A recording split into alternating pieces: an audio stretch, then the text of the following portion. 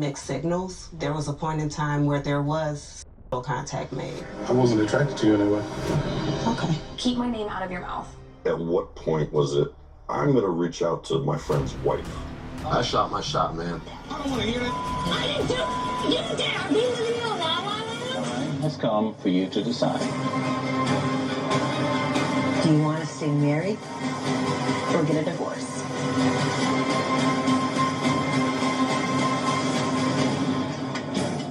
This is Married at First Sight. All right, people.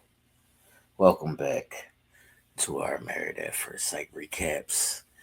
We are now at the Telltale Inn at the reunion, part 1, season 18. Married at First Sight reunion, part 1. Yes. I'm gonna do the same thing because it's the reunion. You know, it's a reunion. You gotta. I gotta get fresh. Everybody was fly, clean, snazzy. Hair was looking all good. You know, I gotta match your fly. So let's go. You gotta do it up. You gotta do it up. All right, people. So yeah, like I said, this is the reunion part 1. Pretty good episode. I thought I was gonna be like, I don't need to see part 2, but now I need to see part 2. Yeah, facts. Now I need to see part 2. I think they gave you just enough, right, to make you want more, and that you're going to tune in to part 2 for sure. Right. All right. So we are now magically a year later. I don't know how we got this far here that quick, but we're here now. We are here a year later from the season finale. So let's start off with this. Are you personally going to the reunion? And then do if you're each cast. Well, then we'll do simultaneously if we were each character. So you go personally, would you have gone to the reunion? Yes, sir. I'm there front and center. Looking all scrumptious, dumblicious. Right. Yes, I'm there. I guess depending on my experience would determine if I was there or not. Mm-hmm. Normally when I have like experiences that I don't particularly like or were good to me, I don't keep places. First of all, well, hey Walmart, what you got? I need some paper towels. I need some paper towels. I need some soap. I need some toothpaste and shit. Shut the fuck up, TV. Yeah. So I was saying, depending on my experience, would determine if I would be at the reunion or not. Yeah. So let's just go down the people. Camille and Thomas, are you going?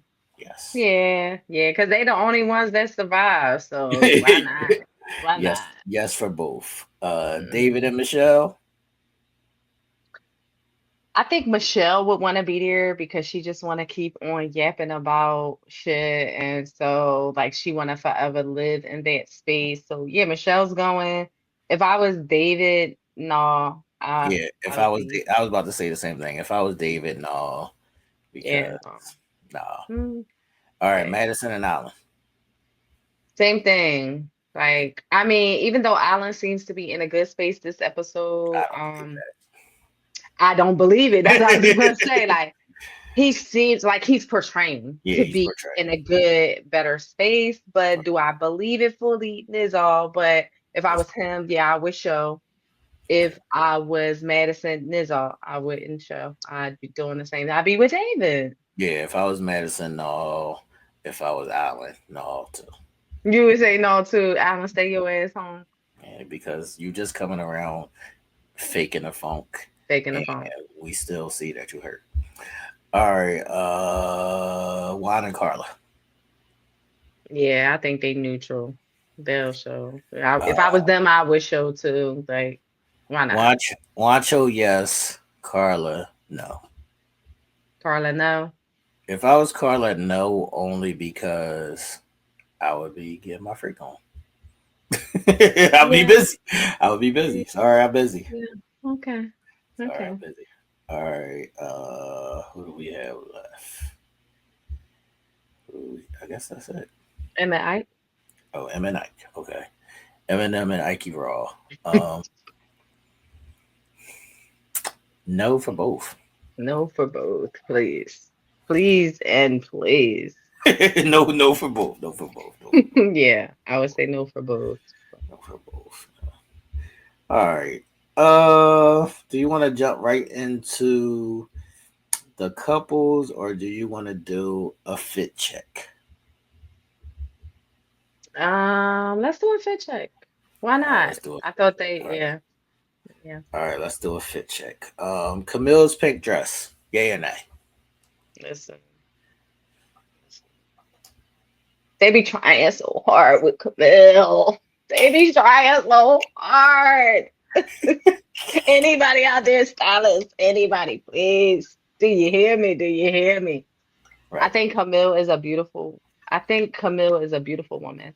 Like I really do. I think she has a lot of spunk, a lot of personality. I think she really is a beautiful woman. I just think her body shape and her body type, That's what I you was about have, to say. yeah, you really have to like find those things that accentuate those curves that she has. You know what I mean? I just did not feel like this dress did her any wonders. It kind of gave a little boxy. It kind of gave a little dumpy in a sense. It was cute, but it wasn't that.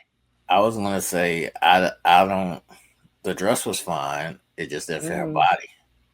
Like that, she just didn't had a body for it. She just had a yeah, body for it. But I yeah, wasn't mad at the dress. All yeah. right, Thomas. Okay, Thomas was clean. Some could say his pants Swaggle is a be little there. swagometer. She thinks it's lovely. I mean, it was nice. He looks good. He looks like he got that happy weight going on. Like she cooking and chefing it up in the kitchen. Right. Thomas Thomas looking a little thick, but I mean he looks very nice. Okay. Yeah, Thomas was cool. All Yeah. right. David and Michelle. Now Listen, let's do David and his matching partner, Madison. So David and Madison with the matchy.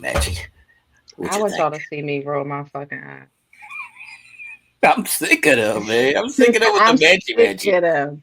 Now, mind you, we know last episode I was really feeling the vibe that they were Right. giving off throughout the entire episode. Mm, And that's just what we was talking about. Like, this is what we love to see in couples right. and what we like in our own situations. But them two motherfuckers over them. Um, I did like Madison's dress. Hmm. I wasn't mad at her dress. Her dress was cool. Mm-hmm. Like she needed like 5 or 10 more pounds in her legs, Mm-hmm. but I like the dress. Mm-hmm. David's suit that match was cool. I'm just sick of them with the matchy shit. That's all. Like y'all got Yeah. matchy shit every time. Yeah. Like I Yeah. like when couples do that, here and there. But Mm-hmm. every time we see y'all matchy. Well, Yeah. That's what I was gonna say. The matchy matchy threw me off. Like if they had coordinating colors, like meaning her dress was one color and then his suit and his tie would have accentuated like and popped it off in a different way, but not the same color. Like that would have been cool because then they would have been aesthetically pleasing next to one another. right. I feel like where was the stylist in regards to his hair?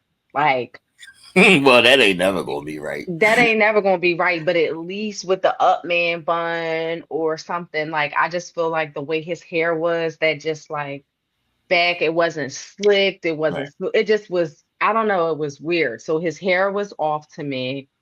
I did like Madison's dress and I liked the way that she looked. She looked really good. Her boobs was boobing. Look boobing. Um, The tatas was tata. yes, but the matching just it's kind of set it off. Just a little Correct. weird for me. All right, Michelle's gold dress. Crazy. I'm I I liked was it. I was mad at the gold She Michelle's was gold mad dress. at the gold dress. Why? Because it pushed down her boobs and stuff too much. Like it was a bandage type dress. Right. I don't like that. I don't like the cut of it. Okay. I get the idea, but I feel like she got a body that wasn't um what's the word? Bodying. Yeah, like they didn't accentuate her assets, is basically. Yeah, facts. Those bandage dresses can be cute. I think a lot of people like the style of those bandage dresses, but don't realize that they actually like smush shit down. Right. And while that can be cool in certain instances, not all spaces and places look great smushed down. Facts. So maybe it might have been cool if it was bandaged like in the midsection Right. Yeah, area, or that's around what the I'm saying. thighs. The cuts, it wasn't cut in the right places. It wasn't cut in the right places. I agree with you there, although I will say I did like the color. I think it went good with her skin tone. I Okay. liked it like with her hair. Like I like the whole idea of it, Right. but I do agree with you in the sense that some of the body parts was just a little smushed and just looked kind of ugh. Right. All Hmm. right. Your man Island Boy. Bye. Cause what the fuck? I can't even tell you what. I'm blind. Ray Charles, I don't even remember what the fuck he had on. That's how unmemorable He he went was. back to his island ways. He had on like some high water pants and like a regular little suit jacket. Like so the top part wasn't bad. It's just the pants. It's just the high water pants. It's like I get it, but nah. Yeah. I get it, but nah. And here's what teed me off a little bit about Alan. Like you could tell that and Alan could be the person that, stood up like, oh, I kind of want to do this. No, I don't want to do that. Like I feel like everybody else was to the T and Alan was just blah. Right. That's a fact. That's a fact. That's a Like fact. if you think about it, think about the Yeah, guy who everybody else tried was to be dressed up fancy to the and max, dressed and he was up to the max, and he was just like he regular was like old he was Alan. casual Friday. Facts. Facts. So Alan hated He it. Yeah, he was casual Friday. All right, let's do these two on the screen right here. Ike and Eminem. Okay, I really liked M's ensemble. It gave. Let me tell you. Yes, it could. It's plain. It's a pea green. But from what the fuck we have seen from her in the season, it definitely accentuated her body form and shape because it gave a nice flow. It wasn't too tight. It didn't show, her shape. That's kind of weird. Her hunchback, that's kind of even more weird. Her hair was good. Her makeup was nice. I felt like M looked appropriate and she looked better than she has the last few episodes. All right, I will agree that she did look better than the last couple of episodes. I actually liked her in the green room before she got dressed better Mhm. than her actual stage fit. Right. Her hair looks great, and Mhm. the makeup job is cool, is good. The dress color is cool. I just don't like the dress though. The It's some dress. reason I just don't like the dress. Let me tell you what happened. A stylist said to herself, bitch, you have no butt, Right. you have no hips, you have no shape. I have to give you a flare or something Right. to make you not look so Awkward. yeah. And I mean, I know that the flare type dresses can be hit or miss, Right. depending on the person and the style. But I think that's probably what they were going for with her because if she was dressing herself when she was arriving, like at some of those sports events, at some of the dinners, at some of she just at some of the meetups with the doctor, she was just not it. That's a fact. That's a fact. All right, let's go to Ike Raw. What you think? Okay.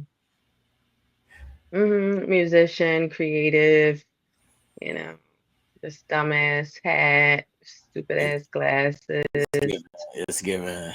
I wish I was Darius and Love Jones. Yeah, thanks. Do he got on a turtleneck? Yes, he does. And what is this pin on his jacket? Yes, he does. It was the hat with the feathers around the brim and the Yeah, glasses yeah, that threw me. Like yeah, if yeah. he would have just did the fit with something simple, Mm-hmm. then I would have like, all right, cool, he did that. Mm-hmm. But he did a Mm-hmm. little bit too much. Like Yeah. you doing too much. Yeah, You doing. went over the top. Yeah, it was like, here's what I've been doing all season, with the scullies and the glasses and then all of that. Let me just amp it up a notch, or either the stylist or wherever, talk to him about how he wanted to look, or however they do this, Right. and they wanted to amplify it a little bit. I think he didn't look bad, Right. but um he looked like a joker to me. Like, he was a fucking joker. What you about to say out your mouth? Something slick. All You right. know what I mean? That type of thing. Sorry, Ike, your bad behavior. You can't even be dressed because they're Yeah, going to judge you by facts. your behavior. Yeah, All right, facts. let's go to Juan and Carla. Wancho. Wancho and Carla. What's your thoughts? Carla had on the Carla. secret sheer dress. Carla, okay. Let me just tell you, Carla looked absolutely amazing in my opinion. Her hair, her skin, her glow, her outfit. The only one thing Okay. is the little cup things that she Right. had underneath her boob. Right. Um, that was just like, why? Right. I mean, because it wasn't like, I didn't see any like pasty type situation. I just saw the cup, like Right. the pasty cup things under her boob for the cleavage portion of it. And I think that just looked a little stupid to me. Now, I could be retarded, but I didn't like that look, that um in the see-through red situation. Carla absolutely glowing. Love, love, love. I'll Wine. I'll say I loved Carla's dress. Hmm. Um, the only thing I would say is for that dress, you gotta have a little bit more. Yeah. And she was very small. Yeah, And yeah, you need a little bit more, so it could be like, yeah. God damn. So when you see it, you be like, Right. God damn. Boom, bang, pow. Right, Right. Boom, bang, pow. right. And I But she looked think, beautiful though. yeah, she did. And I think some of the little things that they were trying to like maybe lift her up, like, I don't really know what was the purpose, but yeah, she didn't have a lot in the front that would have really accentuated that outfit, that dress top thing. All right, Wancho's pinstriped bow tie look. What we doing? Mm, I mean, I can't unexpect anything from fucking Wine's ass. We know he is a loose cannon when it comes to just his Like personality, his anything in life. like anything in life, his attire, any of that. We know Wine is fly by night, and he do what he do. He did not look bad at all. Um, It was and giving Wancho. it was given Wancho. It was given clean, Wancho, and so nothing extra spectacular, nothing too bad. Yeah, it was giving Wancho. I'm not Yeah, mad at facts it, but at all. Wancho, I just Wancho. I just want to slap Wancho Yeah, sometimes. facts. Just want to slap you sometimes, Wancho. All right, which couple would you like to begin with? Let's see. Let's see. Let us start with the less messy to the messy. So I think the less messy throughout the season has always been bum bum bum. Who's that? Camilla Thomas and Thomas. Camille. That's facts. They have been the less messy, the easiest, the smoothest.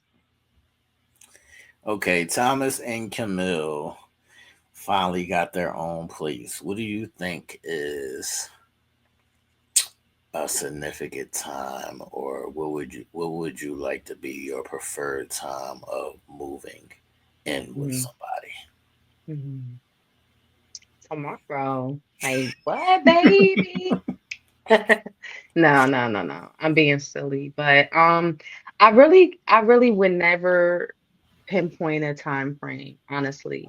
I think it I think it really all depends on the vibe and the people that are, you know, together and dealing with each other. Because honestly, vibes, they never lie. Like, Right. they never lie. And so, we could be vibing. 6 months, 7 months, and we can be like, yo, listen, I want this every day. Who's to say that that's not right?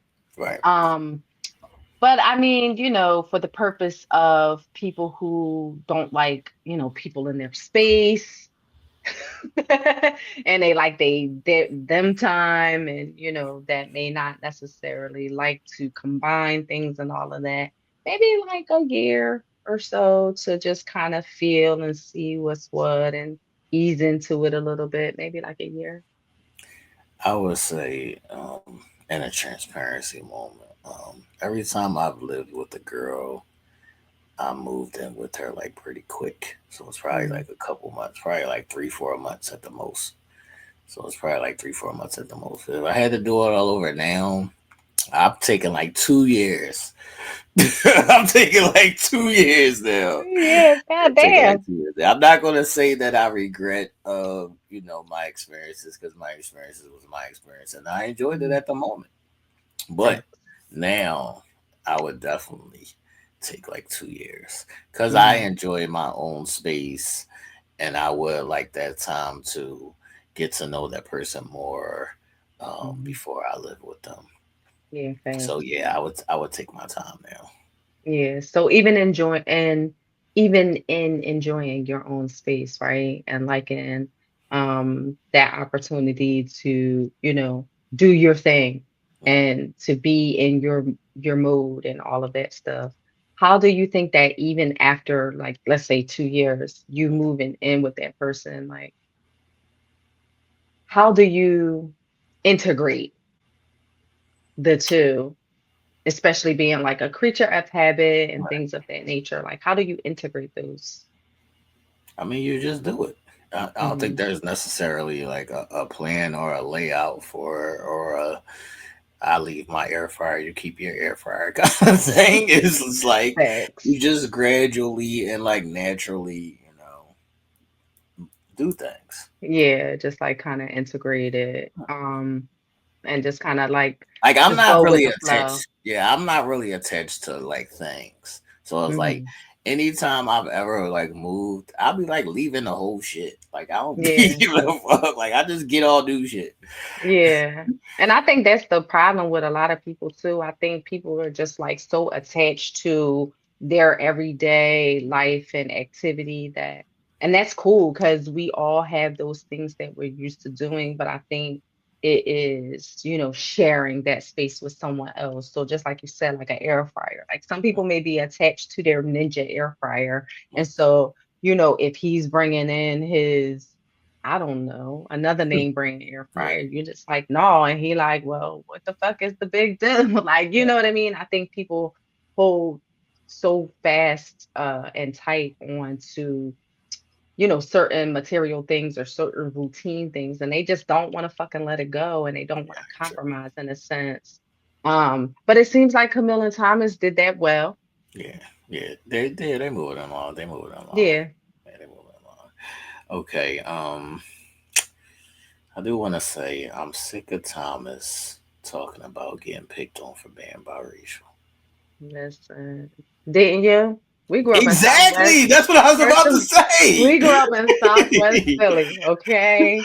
I'm gonna say, didn't you? Because I know I damn sure Yes, did. Okay. Grew up in of the root of the course. hood and look at this fair Thanks. skin. Look at our fair Thanks. skin.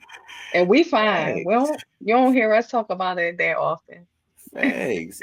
That's just a thing. Like that's just a natural thing, coming from where we come from, and you don't even take it personal. Like you just like somebody say something about you, you say something back about them, and then y'all play and go on about your fucking day. Like That's facts. it wasn't like And so. It wasn't like somebody like, oh, you mixed, and you go sit in the corner and cry. It's like, or yeah, you not facts. black enough. It's like, and then you go sit in the corner. It wasn't like that. It's like you say Yeah, something, they say something, we playing whatever. You go right, on about your fucking day. It right. ain't that fucking serious. But you know what's crazy though? I thought about this, especially when he was talking about it, like, and not to take anything away from anybody who has experienced that in that form or fashion. Like, Right, I get it. We've been there. right, We digested it just a tad bit different. right. But I don't think I've ever heard in none of this shit in my life. I heard you ain't black enough. Like I heard you think you better because you light skin, you got good hair, so you think you better than me, bitch. And I ain't never heard not once.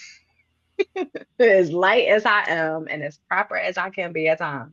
I have never heard you ain't black enough. That's So a fact. Thomas, maybe get a little blacker. Maybe get a little blacker as well. Oh, maybe get a little blacker as well. Maybe get a little blacker. Like I don't know. Yeah, Thomas. All right, I got a question for you. Oh God. Did Thomas get his dick sucked yet? Yeah, she's sucking that dick. I don't She's know. sucking. I'm still on Listen, the fence. she said his swag-o-meter is through the roof. She ain't say it, Right. but she giving them vibes. Right. His and Thomas this and Thomas that and Thomas do this and he is funny and y'all might see the zipped up Thomas, but my man is funny. She's sucking that dick now. This is what I think. Now, is she sucking it good? That's what I'm about to say. That's a whole nother story. That's what I'm about to say. That's a whole nother story. Maybe has she sucked his dick on his birthday? Maybe. But is she sucking his dick on a regular basis? I don't think so. Okay. I don't think so. Yeah, I think I can meet you there with that. Yeah. Okay. I mean, I know she put some little something on it. Something on it. She gave him a little pet, Joe. She gave him you something. Right. All right. They did speak about conflict resolution, and I'm glad that was mentioned because that is extremely important. Being able to have those tough conversations and not leave the room heavy, if people understand what I mean. To be able to have a tough conversation and not leave the room heavy or live there in that conversation is a huge bonus or benefit or healthy thing that will help them, as they go along in their journey, because more times than not, people don't know how to do that. No, not at all. And I think it sounds good for some people to be like, okay, yes, I can do this, I can do that. But then we have some people who are so hell bent on their point of view and their way of seeing things that they can't hear shit else. Yes. So the conflict resolution then becomes that much more magnified and that much more fucked up. And that you can't meet each other halfway because you don't just shut up enough to listen to what the other person has to say to be able to come to a space where you both can agree, at least in understanding each other. You might not agree on the point, you might not agree on the conflict, but you can agree, like, I see your point of view, T. I do see it. Although I might think something different, I get that. Right. I get that. Or, all right, East, you the fuck bugging. Right. It's you talking too much. Like, but I see it and you just being you. Like, Right. I think people can't reduce themselves enough for their partner to be able to be seen. It's always taking over. Right. Always. Right. And that's not good. Right. Like she said, being able to say something heavy or crazy and then being able to go back to normal later instead of like being mad and you in your room, I'm in my room, and we're not speaking for a couple of days. Being able to do that is essential. Yeah. Yeah. How many people percentage wise can you throw out, and like, 15. do you think 15% of people can do that? You think? Right. That's wild work. Wow, and super nasty work. But that's Super where we are. Mhm. That's where we are. That's facts. All right. Thomas did say, because we saw Thomas crying a lot. We did see Thomas crying a lot. He said he cried more than he ever has in life, but he found strength in that. Do you find strength in crying sometimes?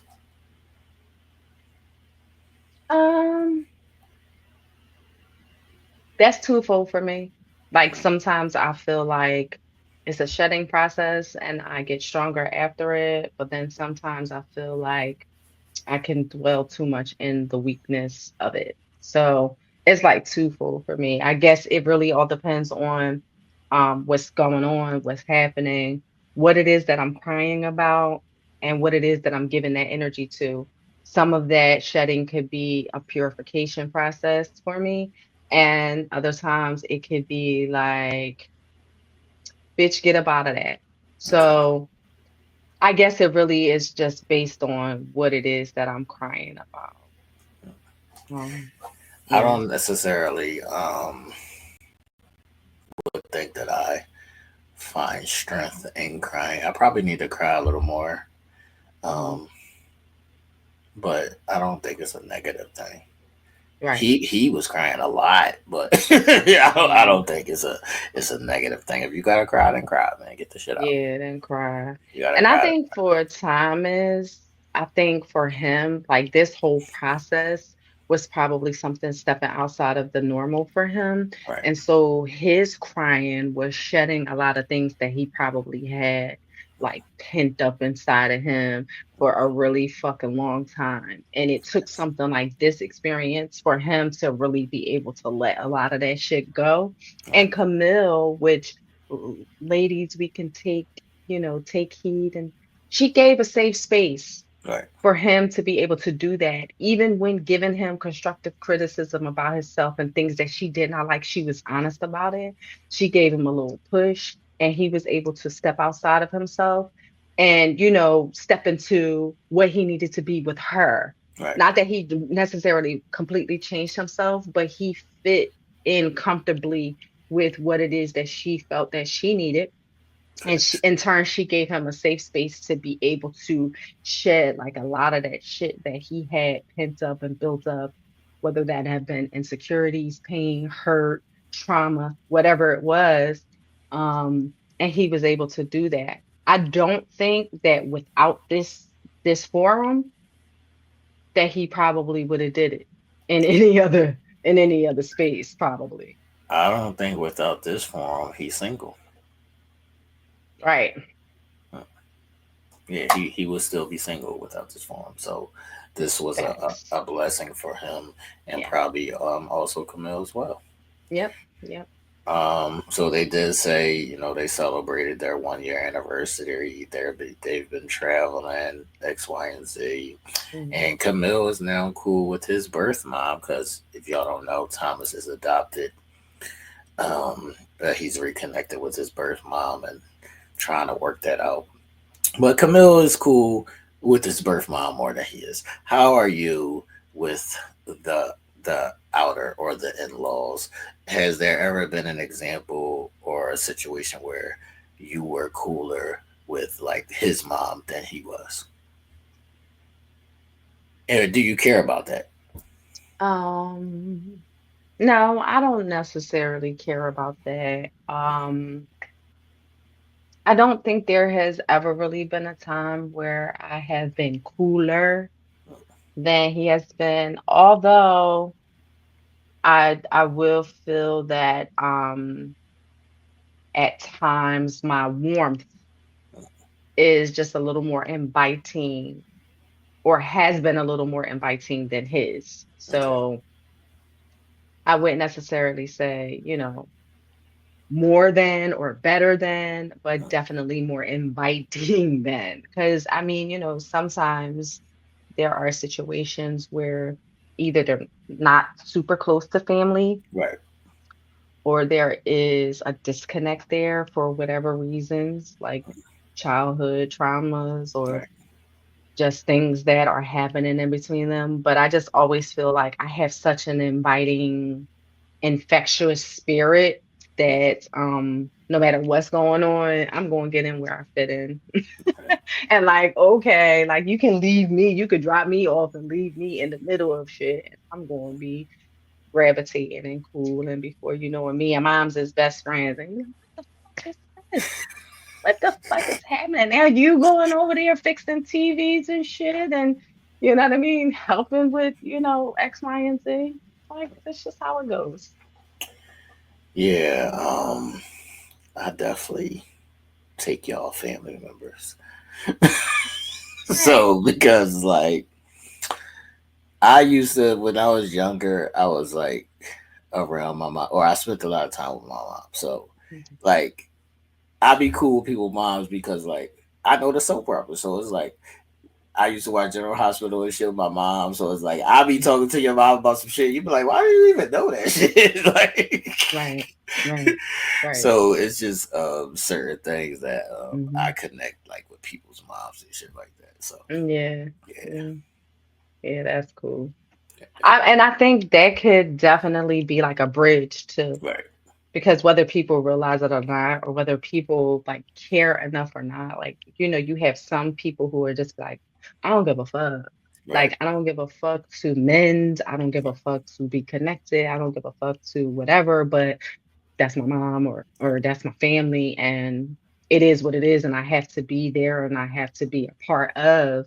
And then you come in and you're connecting because it's right, easy for you, or you right, have some form of um connection with them, and that's like a bridge for them, because right, then it's like, okay, he talking about some shit right, with moms, let right, me join in, like, right, you know what I mean? It could actually be a bridge, so that's dope.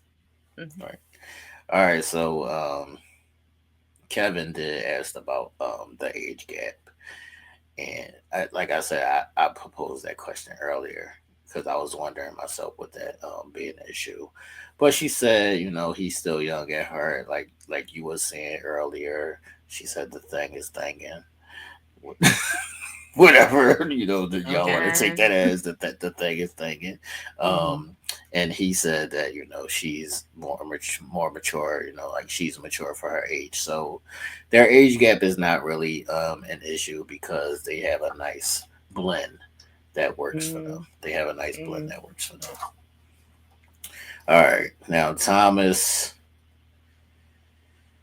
I don't know if you remember, but they showed the clip of them playing with the babies. Yo, that shit was fucking hilarious. Thomas, what the fuck, So yo? they're doing like basic baby training or whatever. And this is the problem. Like, why you laughing? Because all I'm seeing is flashes of him. Like, he is a Damn, mess. they're killing the baby. That's what you're saying right now. Yes. So, this is a thing that people don't probably equate or think of. But when you come from the hood, it's like somebody had a baby that you was watching. Somebody be like, "Hold my baby." You got nieces and nephews. You get training early, basically, is what I'm Yeah. saying. You go get your training. So Yeah. it ain't gonna be no way, no how that if you from the hood that you Mhm. end up 40 years old and you don't know how to hold the baby. I don't even know. I don't think that's possible. Facts. Yeah, I Like, don't how think is that's that possible. even possible? Yeah, I don't think that's possible. I was Hmm. definitely, um, I'm gonna say 12 or 13, first holding my nieces and nephews and things of that nature. So yeah, I definitely got my training in early. Where did you get your initial? I did same thing. My little cousins. I don't think that I had much access because just it was just my sister, Hmm, my mom's daughter on this side, and she didn't have my nephew and my niece until later on in her life. So most of my experience came from like my little cousins. facts, you got Like, I little had a lot of cousins. little, It's yeah, like I had a lot of little cousins. So that's where I was getting the changing the diaper, the right, washing the babies, all of that. Um, and then so, before I even had my son, like that's where I got my experience from. right. Thomas don't look like he Never had had a no baby in his family. life. The He nigga ain't looked have a like little nigga cousin. was struggling holding the baby like in his arms like regular. Like how you Yeah. how you can't hold the Yeah. baby in your arms? It's not even a real baby. How It's you not even can't a real baby. how you can't hold the baby in your arms like cuddle the baby right? So he Yeah, he, that's facts. he couldn't hold the baby right, and then they was changing the baby. and he put his Wow. like elbow on the baby Right head while, there. to like change the baby. So he's leaning down with his whole arm on the baby head while he's changing the baby. Like, you about to kill the baby, bro. You about to fucking kill the whole baby. Like, I'm not trusting you, dead or not. Like, you have no fatherly instincts that are getting ready to pop in to the scene during this. Like, what? You can't even wrap the baby in a blanket, change the baby's diaper. You can't burp the baby. You can't, all the things that are just like necessary. You failed at, Thomas. What the Right, fuck? right. So, yeah, he's definitely going to be one of those dads that be like, like, I don't know what to do. Like, here you go. Camille gonna be doing every fucking thing. Right. All right. This conversation had, I don't know, I can't remember exactly where I seen this conversation at, but I've recently was just like listening to a conversation about this where she said, well, Camille in this instance said she was meant to be a mom. Do you Mhm, think that like that's innate for all women to grow up or think or feel like that's their purpose? Maybe not their only purpose, but mhm, your purpose as a woman is to be a mom. mhm. Yeah, I think women or girls, like through their, their teens and as they're coming into the young womanhood, etc. I think you kind of feel and like for some, it's just evident. Uh, Like, I have motherly attributes. I am to be a mother. I know individuals who, when we was in high school and we was uh, ripping and running, they was like, "Ish, you popping that pussy? You about to bust that baby out? That ain't for me. I ain't never gonna be a mom." And to this day, they are not mothers. Facts. Like, so I think that we as, young women, we feel it and we know it and we can kind of stand on it. And there are times where there's women who are like, "Nah, Uh, I ain't never being a mom," and then turn out to be absolute great mothers. right. So, I feel like, there are instances where it's not as in your face and you don't know for sure, but the majority of the time they know either yay or nay. Right. Mm-hmm. I'll just say that I don't think it's a negative if a woman doesn't be a mom. Right. I, I don't like.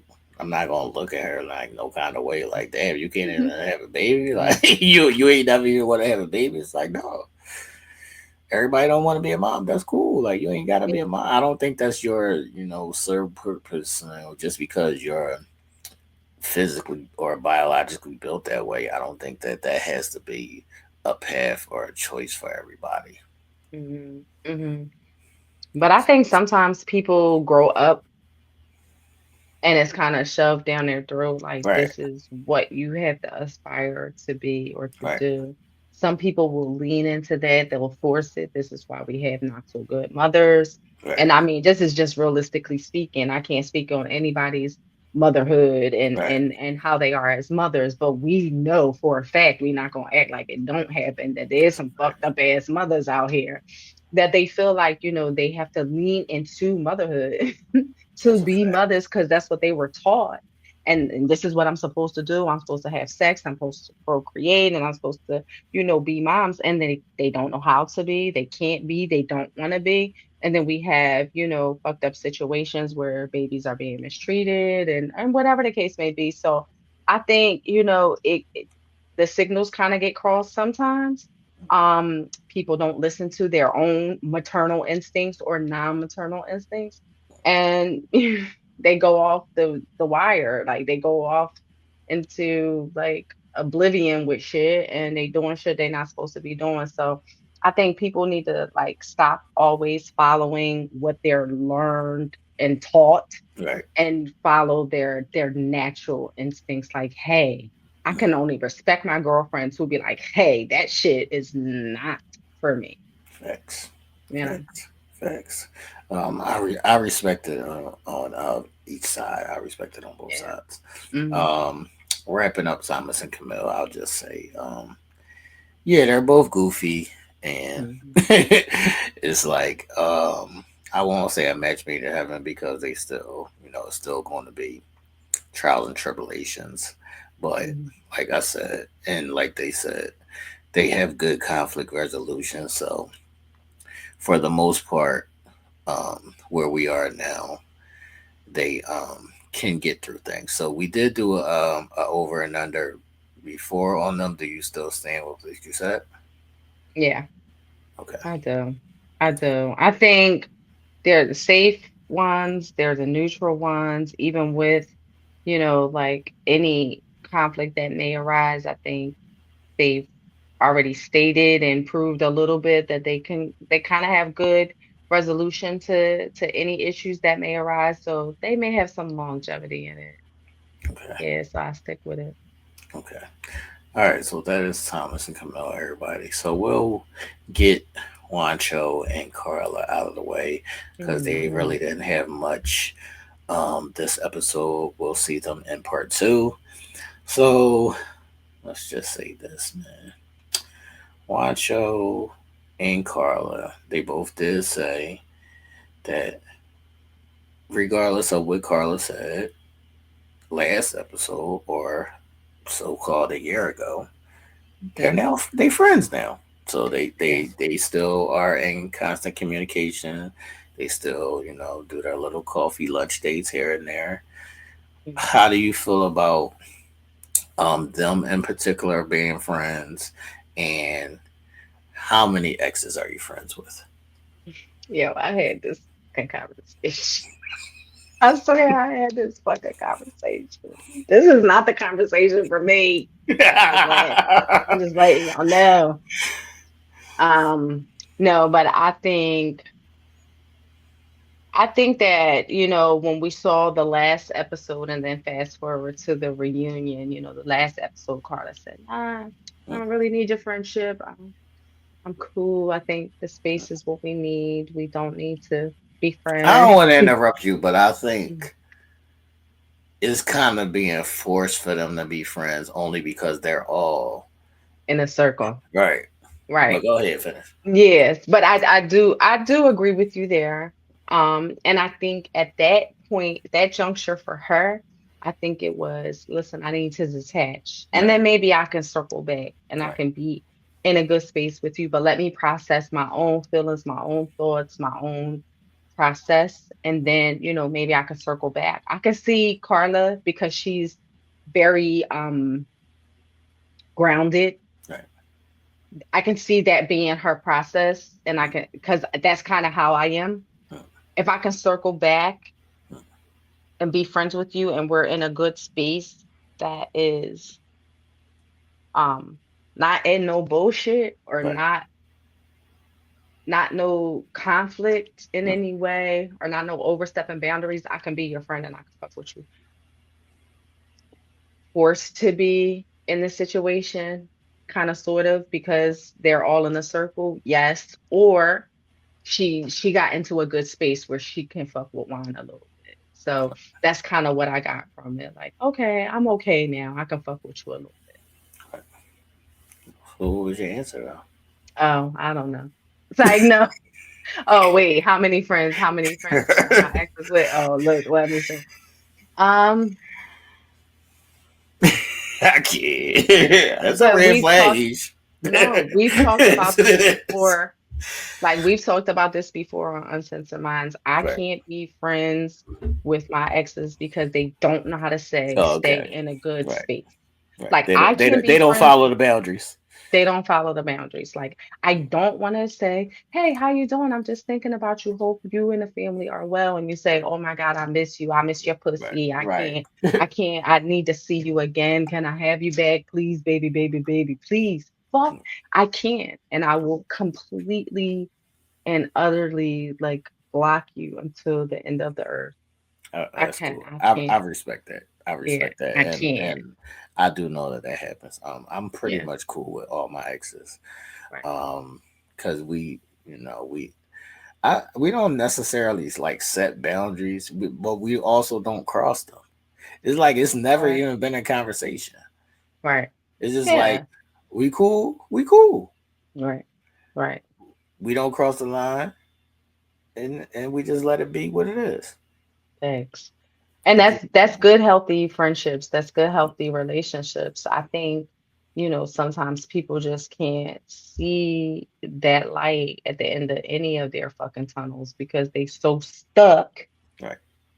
on what used to be Right. that every time that they come into this space of the person or talk to the person that, it has to be something. Right. I'm not friends with any of my exes because of that. I'm lying. My baby daddy, he's the only one. And Okay. he's the only one. That's because my son is about to be 30. So Right. 30 years he done been over it. Right. Right. Okay. All right. So they said Juan was in a relationship. Does Juan have a boyfriend or a girlfriend? What's your answer? Mm. I said, why is a boyfriend? I said, why has a boyfriend? Because why can't possibly have no girlfriend? He'd have been talking about it. He would have been like, "Oh yeah, she's great." And like, no, I don't know. He might not have, but No, I don't like that it's undefined because yeah. normally people would be like, "Yeah, we heard you had a girlfriend." Hey, People don't normally say, "We heard you're in a relationship."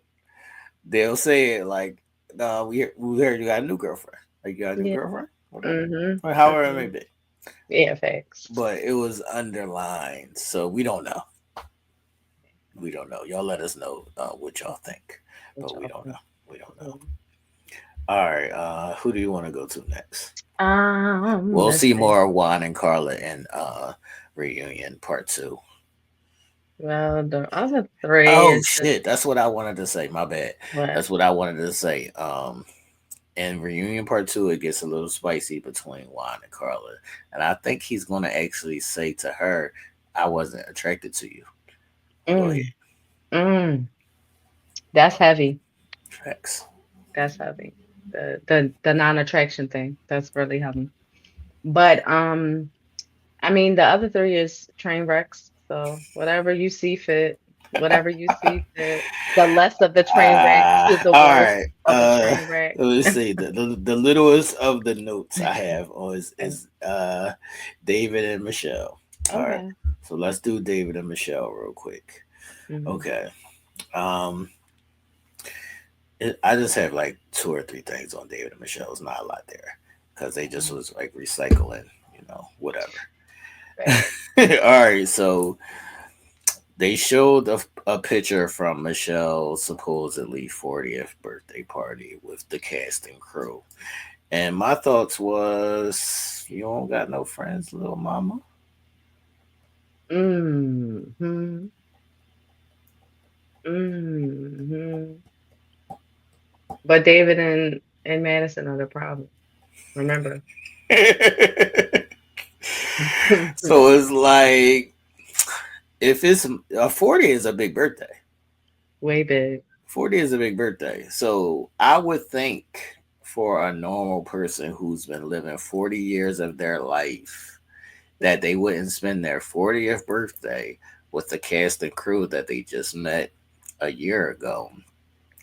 That's just kind of odd to me Mm, that this is now your full friend group. And it could be other people that were there, whatever it may be, mhm, and they just took a cast and crew picture.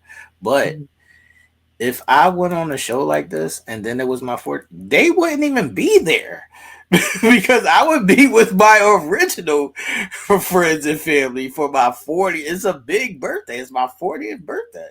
I don't mhm. even know y'all like that for y'all to be at my 40th birthday. Yeah, that's facts. That's facts. But I mean that we can kind of see like throughout the season the type of individual that Michelle is. Like she's very Secluded. standard, Secluded. secluded in her nature where she likes it a certain way and it's like, hey, if you're not up to this standard or if Right. you're not up to this par, you don't get into this Mm, setting. mm, And so that's probably what we see where, she had her select few, and then everybody else was the additions. right. All right, so it was brought back up where they asked Michelle to reiterate or to stand on, and she said, "Yeah, 40 living at home is still a red flag for me. Is that still a red flag for you?" Um,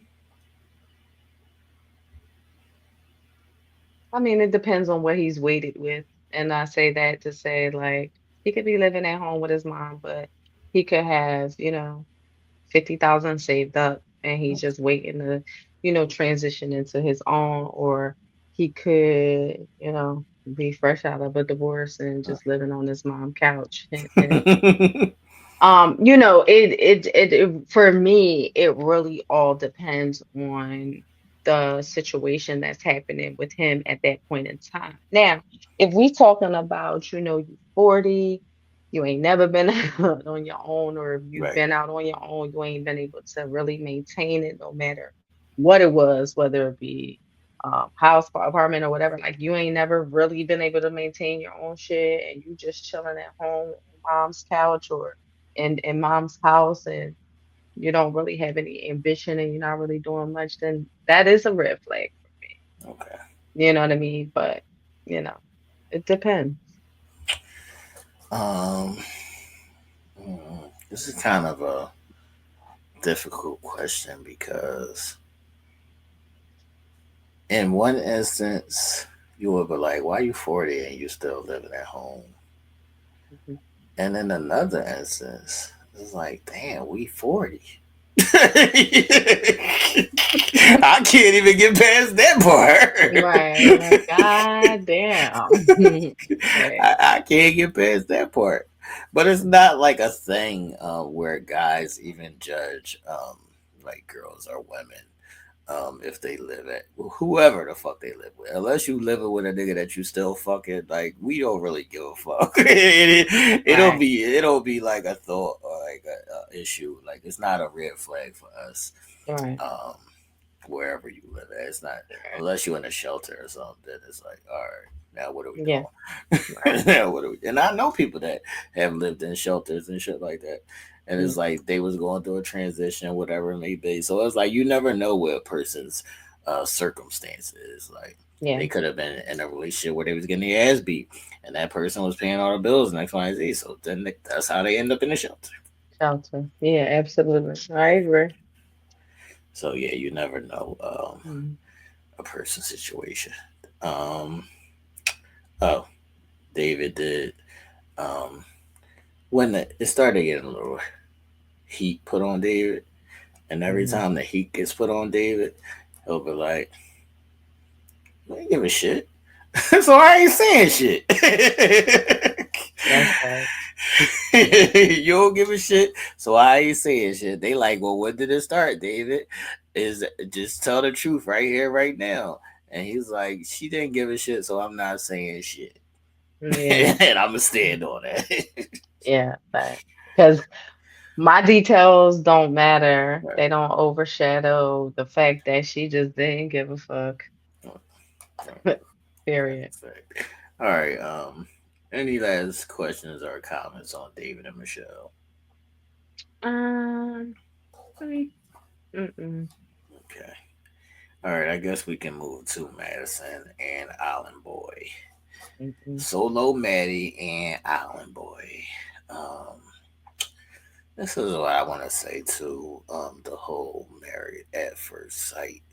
Um, Producers, creators, whoever it may be, seating chart people, whoever it is, don't put me in the green room with these two motherfuckers who is boo loving all fucking day long. Don't put me in a fucking island sitting on the couch over here and they on the other side. Don't fucking put me in that room. What the fuck y'all think Yeah. this is? Thanks. They just be trying to stir shit up. Right? I want to see that shit. Mm. Put me in that fucking room. Fuck y'all think this is? I'm cool. Would you want to be in the room? Only because I be wanting to start shit too. Because you want to start some shit. But, like if I'm trying to be cool, calm, and collected, no, I don't want to be in the room. I don't want to see shit. I don't want to be aggravated.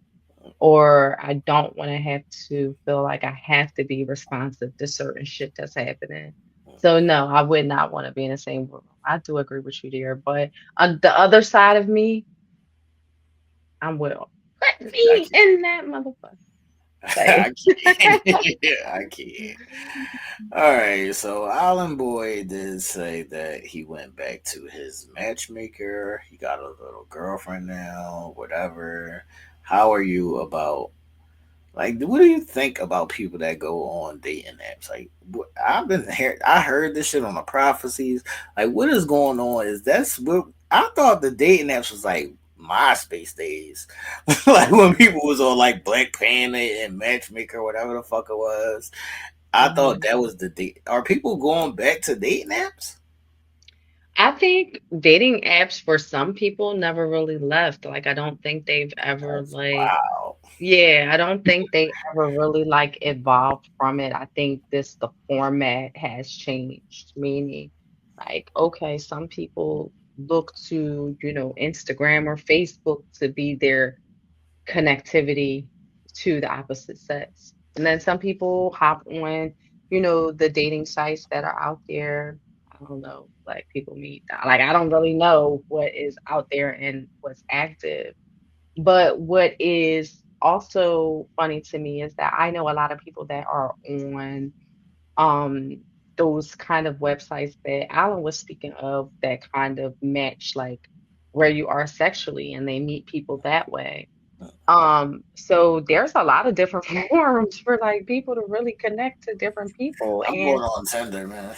yeah, and I'm like about to go on Tinder, Tinder and swipe yeah, right, man. Tinder is another one of them. I don't think that you can fully connect with a person. I think what you're connecting with is what they want you to see. Right. The good parts of them, the good sides of them, the good pictures, the good, And write-ups. that's the same as real life. So you might as well just do it in real life. I don't understand. Right. Like At least in real life, you're not being, if it's possibility that you're being catfished or right, whatever the case may be, you can see things in real time and in real life, and then can kind of gauge and work through and maneuver through. I think with the online shit, like, I don't knock it. I don't knock anybody who tries it. I just think it's an easy way to right, try to hook up and meet and you're not putting in full effort. It's right, just like an easy thing for you to do, but that can also be misconstrued because again, people are putting on the forefront what they think other people want and what right, they think other people need, right. and that's what they're going to want to post themselves so that people can gravitate to them, not, hey, I'm gonna be me. I'm 220 pounds. I have flaws. I have this or whatever. You know what I mean? They're not gonna do that. Right. And you don't get the reality of people. I don't think. Yeah, I think that dating apps is I mean, to each his own. I Mm, wouldn't do it, but I think that those kind of things are for people who are socially awkward. So if you're a person like Alan who is socially awkward, a person who's maybe not being as comfortable with yourself, like approaching people or meeting people or whatever it may be, then yeah, like you said, that's a easy way out. Um, mm, I just never needed it, I guess. yeah, yeah. And some people connect. They get married. They have great, successful outcomes, etc. And then other shit is just crazy. But shout out to Alan. I mean, she looks black. Oh, I didn't see no girl. You saw the girl? Yeah, they flashed the picture Let and me they check. blurred her face out, and she looked black. Oh, I didn't I see that. said, okay, yeah. You see her, they blur her face out. Her skin is brown, browner than ours. So I Oh said, shit! oh, I had that question on my list. Are you ready for it? yes, I'm ready. Would you date him? Would I date Alan?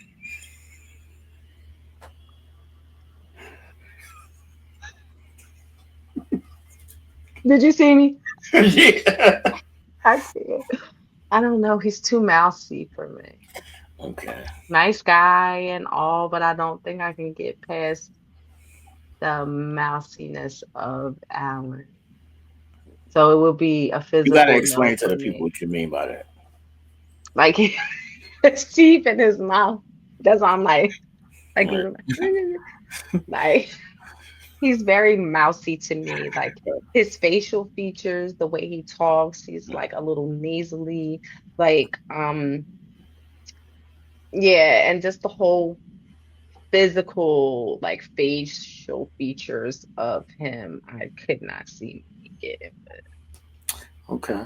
All right. So, in the group forum or whatever, Alan just bust out and started being like, well, "You did this, and you did that, and why is it? And why?"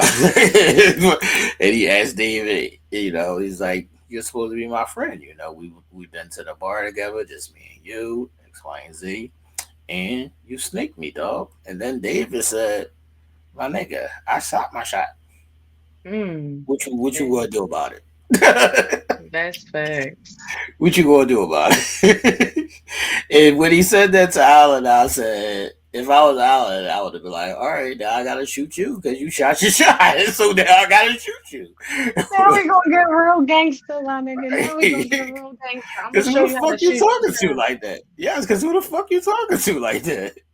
Yeah, and I think David did that because Alan, you keep harping on the same thing, and we got it. We Right. got it, and we know it. And we understand that you are hurt, and we understand what happened, and we understand that it might have Right, been but even I don't fucked up. care if I'm harping on the same shit. Don't tell me that you just shot your shot at my fucking wife, nigga. After we was just at the bar together having a beer. I know, and David's letting it off. So that's what I'm saying. And what did Alan do? Coward. Nothing. Coward. Nothing. He let David shoot his shot, Right. come home with his chick 1 year in. Thanks. All right. So, um, Madison said that the breaking point for her was the transactional fight. Uh, Whatever, Madison. I don't think that was the breaking point. I could see you being upset about that. And I'll speak about this later when we get to Ike and M, but that's not a breaking point. Mm, Him mm. saying that his initial thoughts of you were transactional, I don't think that should have been. How do you feel as a woman? Would that be a breaking point for you? I think it would only be a breaking point for any woman if that is what a lot of their previous breaking points have been in other situations and other forums with friends, with other transactional situations, if I may. Like, I think that will only be a breaking point if that's what she has experienced a lot in her life. That's what And it's only a breaking point if it's true. correct. And ho ho Maddie, yes, she's transactional. It had Facts. she's even stated it to David, like these, hookups, these things that I'm doing, these transactional things. Yeah. So this is why she was probably triggered by what Alan was speaking. It was the truth. And for her, it was like, how dare you? You're supposed to be my husband. I don't even fucking really like you, my nigga. And how dare you say some shit like that? So how about I'm gonna go upstairs and I'm gonna hop on David's dick just because? I can't. Now, how about that? I So, can't. and obviously I'm being silly and I'm taking it a little too far, but in all actuality, that's what the fuck happened. Yeah, all right. So, um, no matter what Alan tries to portray, no matter if he got a new girlfriend or a new mail order bride or a new um I got paid so she can get her green card, whatever the fuck it may be. Mhm. Alan, it's clear to everybody who's fucking has two fucking eyes in their brain that you are so butthurt. You are butthurt to the Mhm. highest power. So my Mhm. question is, how does Alan recover? He sweeps the shit under the rug. He goes and he reverts back to um, the safe space that happened prior to him getting married, and he pretends none of this shit happened and he moves on. Good luck with that, Alan. Good luck with that, Alan. All right, so Madison stated that she knew from the gate that she wasn't compatible with him or attracted to him. And she basically just said that, she was trying to force it. Or so she says. I was trying to find a way to make it work, even though I knew from the gate it wouldn't work. And he also said that he knew it wasn't a fit, but he wanted it so bad that he looked past the idea of it not working. So the question was proposed: if David wasn't in the picture, do you think they would have had a chance? What's your answer? And Hell to the nizzle. no, I Hell to the no. nizzle. But this is where I got confused because he said in one instance, yeah, if David wasn't around or anybody, regardless of whoever it was, and they totally focused on each other, he said that in one instance, he said, yeah, I think we would have had a chance. But then he said, I didn't want to in 10 years from now be like the first week my wife didn't want to touch me. So which one is it? Yeah, Which one is it? I don't Did, think it's. Listen, I think Alan is just as confused as the day is bright. Okay, I just think he wanted it so bad that he would formulate any thought or idea to make it fit and conform into his ideal of this perfect marriage, right? But in the back of his mind and the reality of things, he knew that shit wasn't going to work, hence why he's conflicting in what it is that he's stating. So y- David could not have been in the picture, right? But those issues of where they didn't connect, those issues of physical incompatibility or whatever the case may be, they was always going to be there. So regardless to what else may have aligned or fit nicely or nestled together in a sense, she wasn't vibing with you physically. So no matter what else you did, no matter if David wasn't in the picture, if it wasn't David, it would have been Zeus. not Like Zeus. it would have been Tommy If you come home, over. and Zeus is fucking your girl, man. Yeah, facts. It would have been R.I.P. Tommy. R.I.P. to Zeus, man. Yeah, if, facts. It would have if been you come home somebody and Zeus else, is is my fucking your girl, point. that's You know what I wow. mean? Like, Facts. yeah, it'd have been somebody else that she was gravitating to, and that she would have ran to. That's a fact. I agree to that. Yeah, I think he's a lost, miserable soul, but Yeah. good luck, Alan. All right, Mhm. so Madison actually proposed. Well, she made a statement, but I'll change it into a question. She said the couple should interact. What do you think about that? I think she just that's bullshit. No, I think I personally think like she was saying that because she fell into this space and place with David. And, you know, why not blame it on production and the doctors and the writers or whoever? Why not blame it on them that, hey, couples shouldn't interact and people and humans shouldn't interact during this process. Like that is unrealistic in my opinion because okay, if it wasn't David, then it might have been Joe the production assistant. Like come on, let's be realistic, Madison. You're mixing apples and oranges here. Like you're bringing things into the mix that just to lean on, just to place a blame on. I think that's stupid. But again, I think that was also, something that she was leaning into because she, you know, fell in love with David. I don't necessarily have a problem with the couples interacting. That's like a part of life. Mm-hmm. Yeah, I don't think that's an issue. I think that in some cases it's probably very necessary because y'all all are going through this process that nobody in regular life is going through. And these are people that you can talk to and they understand what you're going through because they're going through the same shit.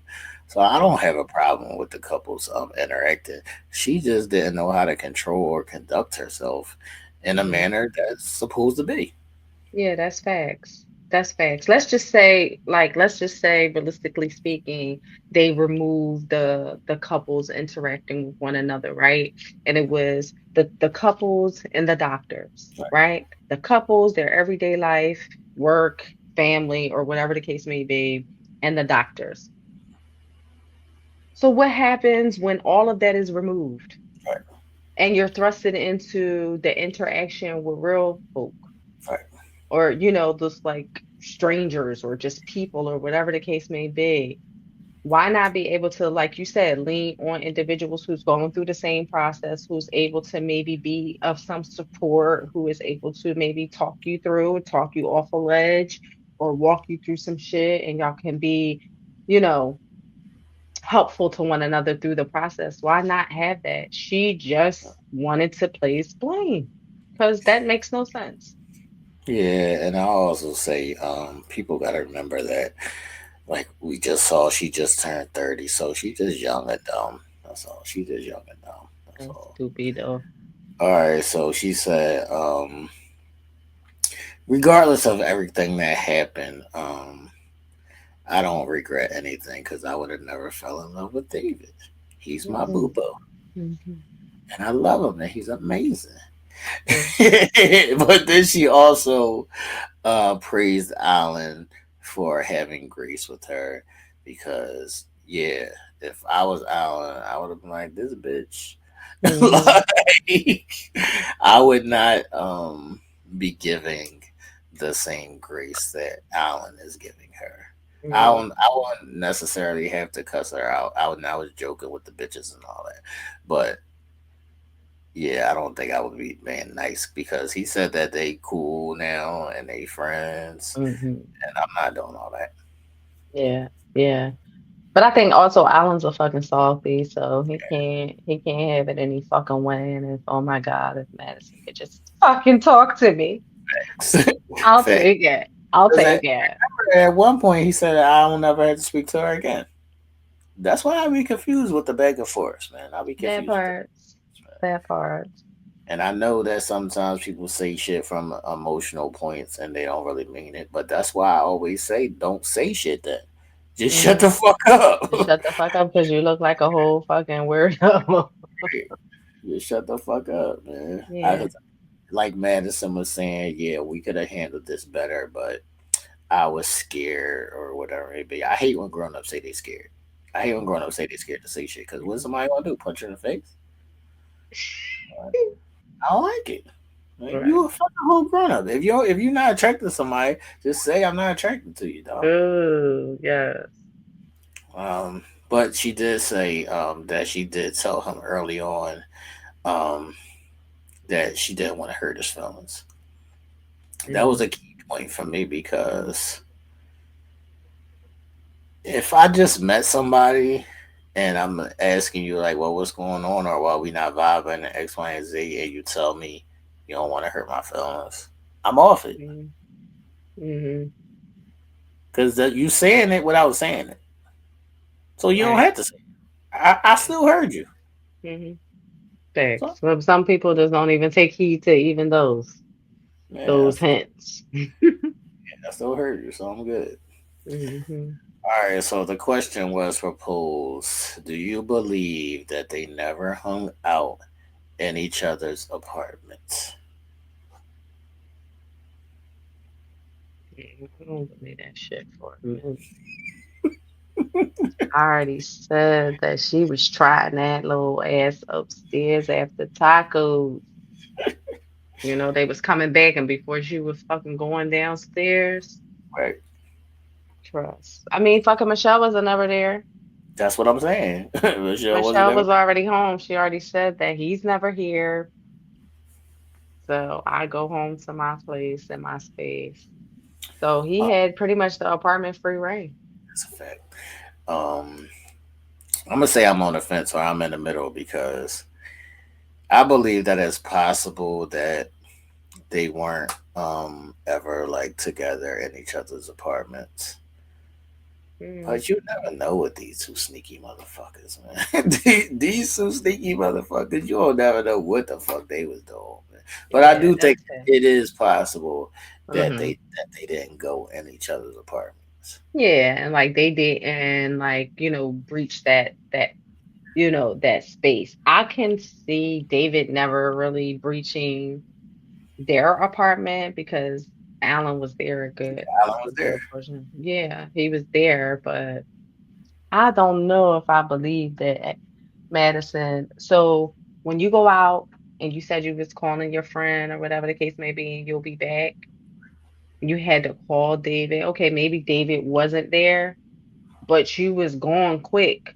Like you was gone for a long time and you was out of the building quick, or you was upstairs. Like where did you go to talk to him? I don't believe it. Like I think she breached their space for sure. They was fucking all over there in the apartment.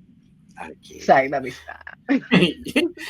Yeah, I wouldn't be surprised. I wouldn't be surprised. All right, Hmm. let's go to Emma Ike. All right, Hmm. um, I got some shit to say about David and Madison. Do you want to do David and Madison first or Emma Ike? Let's do David and Madison first, because Okay. yeah, Yeah, it falls in yeah, line. it falls right in line. Yeah. It falls in line. All right, so Yeah. let's do David and Madison.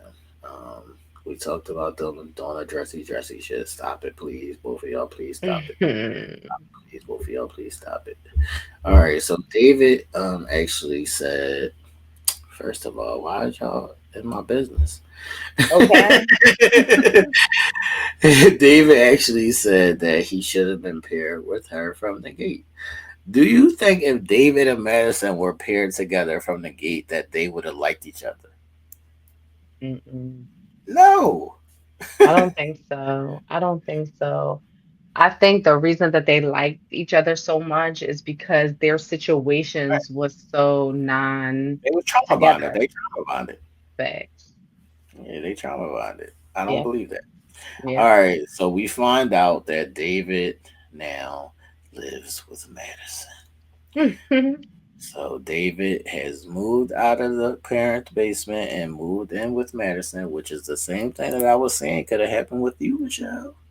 Yeah, Now, that's Michelle, right. I've been fucking with you, but I said this from the gate. You got your own place. What's the big deal? Hmm. And he said, they basically just bought a house together. It's their 1 year anniversary, and they in love. That You with was it? something extra spectacular. You rocking? Yeah, I'm rocking. They get on my nerves. They get on my nerves, but like I'm happy that they're able to stand in their truth. Like, you know what I mean? It Well, that halfway in there. halfway They in don't tell everything. right. So for them to, make moves that they're making, moving in together, investment property together, because he made sure he mentioned that they are very much in love. He makes me so happy. Like they He say expressed, he's amazing. yeah. And they expressed and they're comfortable in the fact that, hey, listen, we got together under funky ass terms, but it's all right for us. Like we doing a-okay. All right, so they did show a clip where Madison called Michelle immature and childish, and said, "Michelle better keep my name out of her mouth." Um, oh, she also said Michelle was just doing like I'm invested or I'm hurt for TV. She said that Madison said that Michelle was putting on for TV. Do you agree to that? I mean, okay, maybe 50-50. She I said mean, she said I wanted to have a conversation with Michelle outside of the cameras, and Michelle said we're on a reality show. Like, like this needs to be all for TV. So I don't want to take away from the fact that it's a possibility that Michelle felt some type of way. Like, you know what I mean? That she was hurt, but she wasn't as hurt as the fuck she was putting on to be. It's just no way in the world. Like, you had to really be in like almost in love. And I can't. I don't know if we can say that, Ish, because you are a proponent of I hate liars. So that's what she said her main gripe was, that both of them keep fucking lying to me. I understand. But I am a proponent of I hate liars when a motherfucker I'm supposed to be banging with and that I give a fuck about and that I possibly even love will fucking So lie to me. so you don't like the nigga, you don't give a fuck if he lying. No. All Why right. would I even give a fuck? All Like, right. and I mean, I'm gonna be honest. So if like Jill from down the block, say, "Oh yeah, I wasn't talking to your baby daddy or whatever the case may be," I ain't really gonna give a fuck, bitch. You is nobody to me. I don't care. I hate lie. I hate the fact that you lie because I hate liars, and you don't even got to do all of that, sis. But I'm not harping on it. Okay. Like I'm just gonna let you go ahead and lie. You're gonna look stupid, and I'm gonna be moved on to something else, like that I need to give a fuck about in my life. Um, but I feel like Michelle, she could have stated that, and then she could have just moved on from it because she really didn't give a fuck about David. Right, Like sure. she really did. But I mean, we can't speak on it for certain because we can't say how people should feel. I just feel like that was bullshit. I feel like it was for TV. Okay. Okay. All right. So they did admit that, they talked every day. They said that it wasn't nothing physical in the beginning, but they were talking every day. And then my man Ike Raw chimed in and said, which I let people know from the gate as well. Um, I saw it from day one. I agree with Ike because I told y'all on the honeymoon when the first time we saw them in the gym together, I was like, Hmm. Like, oh, them two. all right. Them two. Mm-mm-mm. So, David said that he was trying to protect Madison. That's why he wasn't as honest as he could have been or should have been, however people take it.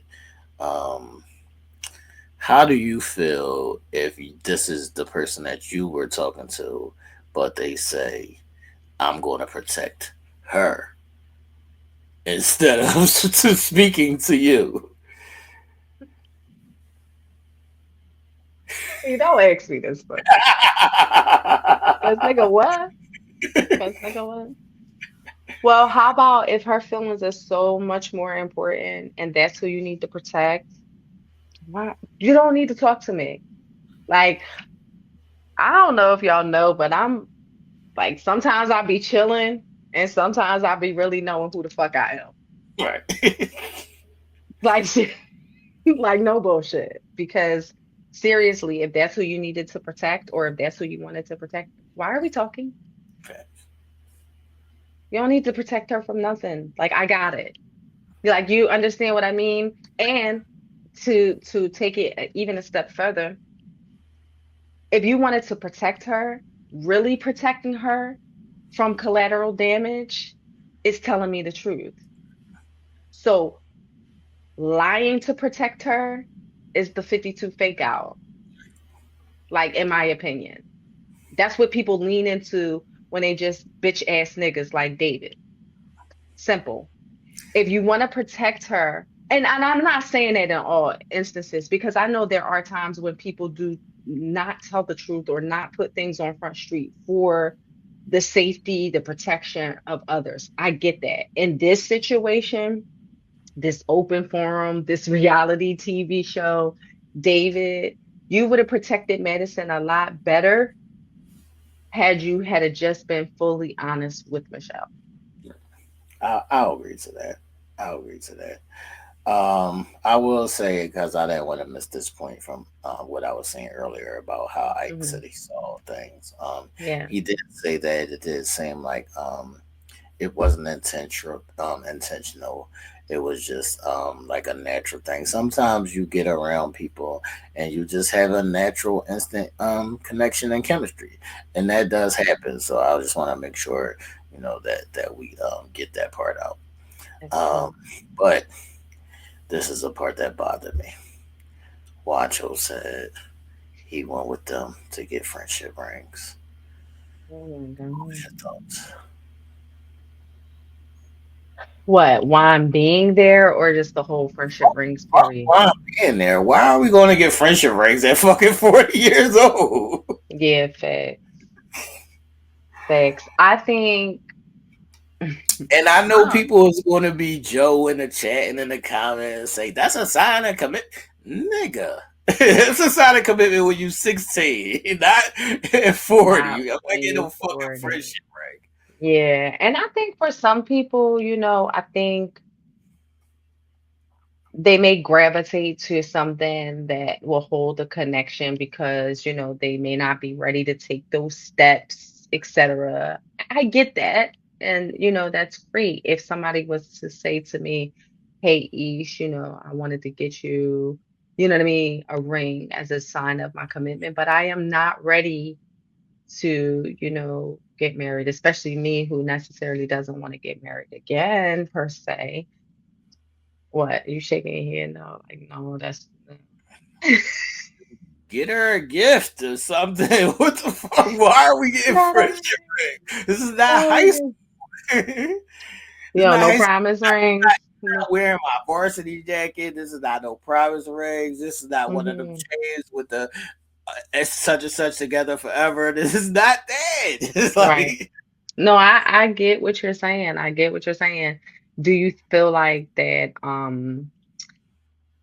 it's immature, or do you yes. feel like that they shouldn't have like a promise ring? Like if this is somebody that you feel like you're committed to, Why then are we just go getting ahead and propose. why are we getting Okay. promise rings? Right. Why? I got If you. you're Well, not they ready damn to sure do. propose, then you're not ready to propose. This Yeah. is what I'm saying. You don't need to do. I mean, to each his own. Do what the fuck ever y'all want to do. But I don't think 40-year-old. I'm just saying. I don't think 40-year-old should be. Tiffany Evans is grown. We're not getting no promise rings. First of all, David and his little two fucking braids that was a little rusty dusty was at this fucking ring encasement talking about some, yeah, we getting rings. Like, what? Wow. Them two, wow work. That's a fact. That's a Wow fact. work. You getting And a friend? why this You shit? want a friendship ring? Hmm. Want a friendship ring? I'm not gonna say that I would be against it for sure. It just depends. Like for me, everything is situational. You know what I mean? It depends on the situation. Like I wouldn't be against it because, I ain't necessarily saying that I would be ready for a proposal or anything, but don't give me no little thing. Like, what are you talking about? Rocks. Hmm. I'll take one of You I'll don't take want one. the fucking friendship ring, do you? That ain't No, no yeah, fucking there you go. I'm go too goofy for the friendship fucking ring. There you go. I want some shit. I want some rocks. Let's yeah. go. That's like a nigga buying you a fake ring. Yeah. Yeah. No, see, I don't need to be appeased in that sense either. Like, you know what I mean? I wouldn't, make a person feel bad because that might be something that's coming from their heart. But I'm also not one of those women that need to be appeased with something just as a form of commitment. Your actions, you showing me what we do daily, how we build together. I don't need those material things to solidify what we have. You know what I mean? So I'm also one of those, but I'm not going shy away if you be like, all right, Ish, like, damn, baby, I really want to get you a rock. I'm not ready to marry you yet, but you deserve something heavy on your finger from me because that's how committed I am to you. I'm gonna take it. I'm gonna take it. Look, I'm I'm gonna be going like, to take it. my man, My man, my man, my man. I'm going to take it. I know I'm gonna take it, Yeah. but no, I mean, that obviously that's just me being silly. Yo, if a girl gave me a friendship ring, I would be like, "What the fuck?" Like I wouldn't have that much grace, and I wouldn't be that like. I just can't. Like, don't give me no Right? fucking friendship ring. Like, I'm not a Yeah, kid. That shit is yeah, childish to me. Like, yeah, yeah. it's childish to me. And I get you. I'm all about gifts and Commitments. commitment and love and all of that. But that's just childish to me. I don't care what nobody Right, say. If right. you could differ if you want to differ. Yeah, That's yeah. childish. I Cool. got you. I Even if got I even if it's like even if I just want to buy you a ring that's not a proposal ring or an you. engagement ring, I'll just buy you a ring. I can just buy you a regular ring. We not doing no fuck, man. We're not going as ceremonial Tiffany and Evans is stage. grown. That's all I'm gonna keep saying. If y'all don't know, then you don't know. But Tiffany Evans is grown. Yo, I got this friend. His name is Rich. White guy, cool as shit. He's messing with this Dominican chick. And he doesn't watch the show, but I am going to show him this part. He messed with this Dominican chick, and he said that he was going to buy her a diamond promise ring. And he asked me, Ish, should I do this? And I said, I didn't call him a nigga. 'Cause obviously, he ain't a nigga. But nigga, what? Thanks.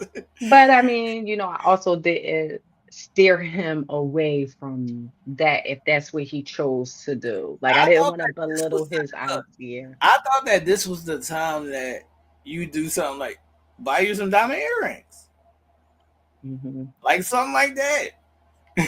Like I'm not buying you the fucking. We're not getting fucking prizes. It's just stupid. Here's, yeah, here's what I do. I mean, I have lots of jewelry. I have diamonds.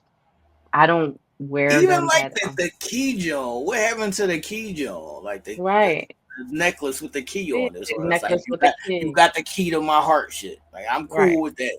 Right. Like, Yeah, and that's cool. I mean, I have stuff that I don't even wear. I say that to say like you could spend that 5,000 that you was about to buy on let's just say a promise ring or whatever, and you can put it in a first of all, they didn't pay stock. 5,000 for those promise rings. Each we ain't No, gonna do that. I know, But but I'm just saying, go ahead. or 2,500 or whatever. Nope, You can it wasn't that. a But go thousand, ahead. $1,000, Nope, it wasn't that. But go ahead. That 500. was like a $200 job. 200 together. It wasn't. It was 200 for the both of those promise rings that they had. You know what? That shit wasn't nothing. You know what would make me happy if you took that $200 and you would get me uh a Dunkin' Donuts gift card, and I can Like go wow with my facts, coffee for 2, 3 months just on that facts. couple $100. Like shit like that, like make me happy. I can care less And about it's not all about the price, people. It is about the sentiment. But the rings that they had looked like some shit that I made in wood shop. I'm just saying. That's what it looked like. and some of y'all non-Southwest, non-Philadelphia people is not gonna know what he mean when he said that he made a wood shop, but that is a class, Right. okay, that we had in middle school and high school where you just made shit, Right. okay? You're right. Just made some shit out of wood Facts. or Facts. paper. Facts. You glued some shit together, you sawed some shit, and it was a thing, okay? Facts. So, they seem happy though, so I'm not mad at it. And last but not Yeah. least, I just want to say, David said, I got my baby. Hey, Yeah, baby. baby. Hey, Hey, babe. baby. Gabe, Hey, Gabe babe. returns. Yes, Hey, Gabe. babe. David returns. Babe, David returns. How did you feel when he said that? Hey, babe. I just think he's corny. Yes. Like, uh, And I think because it's so bad because I love that they in love, me but too. don't be corny in love. Don't be corny in love. Yeah. So I think that, it's cool that he shows his excitement and he expresses that, but I just think the way that he does it is corny. Like, Right. hey babe, when she said, I'm just so happy, I'm just this, and he's like, yeah, hey babe, like, you're corny. Stop it, David. You whack. That's a fact. All right, so that's my last on David and Madison. Good luck to the new couple, man. Any last questions or comments with them? No, I feel like, David is in his zone because he shot his shot and it landed. Um, I just feel like, he needs to just be mindful. Because transactional. Yeah. And I mean, not to take anything away from their connection, their growth, their achievements within this year, whatever the case may be. Like, I don't take nothing away from them in regards to that. I just say, you know, David, just be mindful. That's all. That's a fact. That's a That's fact. all. All right, last but not least, people, we got Gargamel and Ike, Ike Buddy Love. Not Ike, buddy. Ike Buddy Love and Gargamel, aka Gargamel is so spot on. Eminem. Um, Yeah. so I don't know if we want to refer to Kevin, who was the host. I don't know what his proper title is, but he was the host. His name is Kevin. I'll just say that. He was the host named Kevin. But he asked Ike if Ike was dating. And then Ike said, I choose to keep that to myself. And this is why people hate you, Ike. Because Yeah, what you the see, I had to pull down my glasses and roll my fucking eyes because my note says, "What the fuck is that? right? What the fuck is that?" I Like why? Like that's just so unnecessary that you can't even answer a common, simple A to B question. Like, Yeah, are you dating? Yes or no, nigga. Not I'm going to choose to keep that to myself. Like, why, nigga? yeah, nigga, you ain't nobody, and she probably ain't nobody. I can guarantee you that, my nigga, because you're a fucking whack job. And then you So and then you get mad when people get mad at how you answer questions because the way you answer questions be fucking outlandish. Like just say yes and no. that's crazy. It's Don't like he play. goes out of his way to answer a question in a difficult way. Yeah, retarded. He is retarded.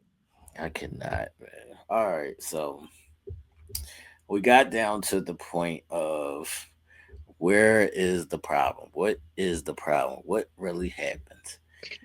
And we saw a clip of them at the beginning of the honeymoon, when she's rubbing on him and they're doing like a confessional video or whatever.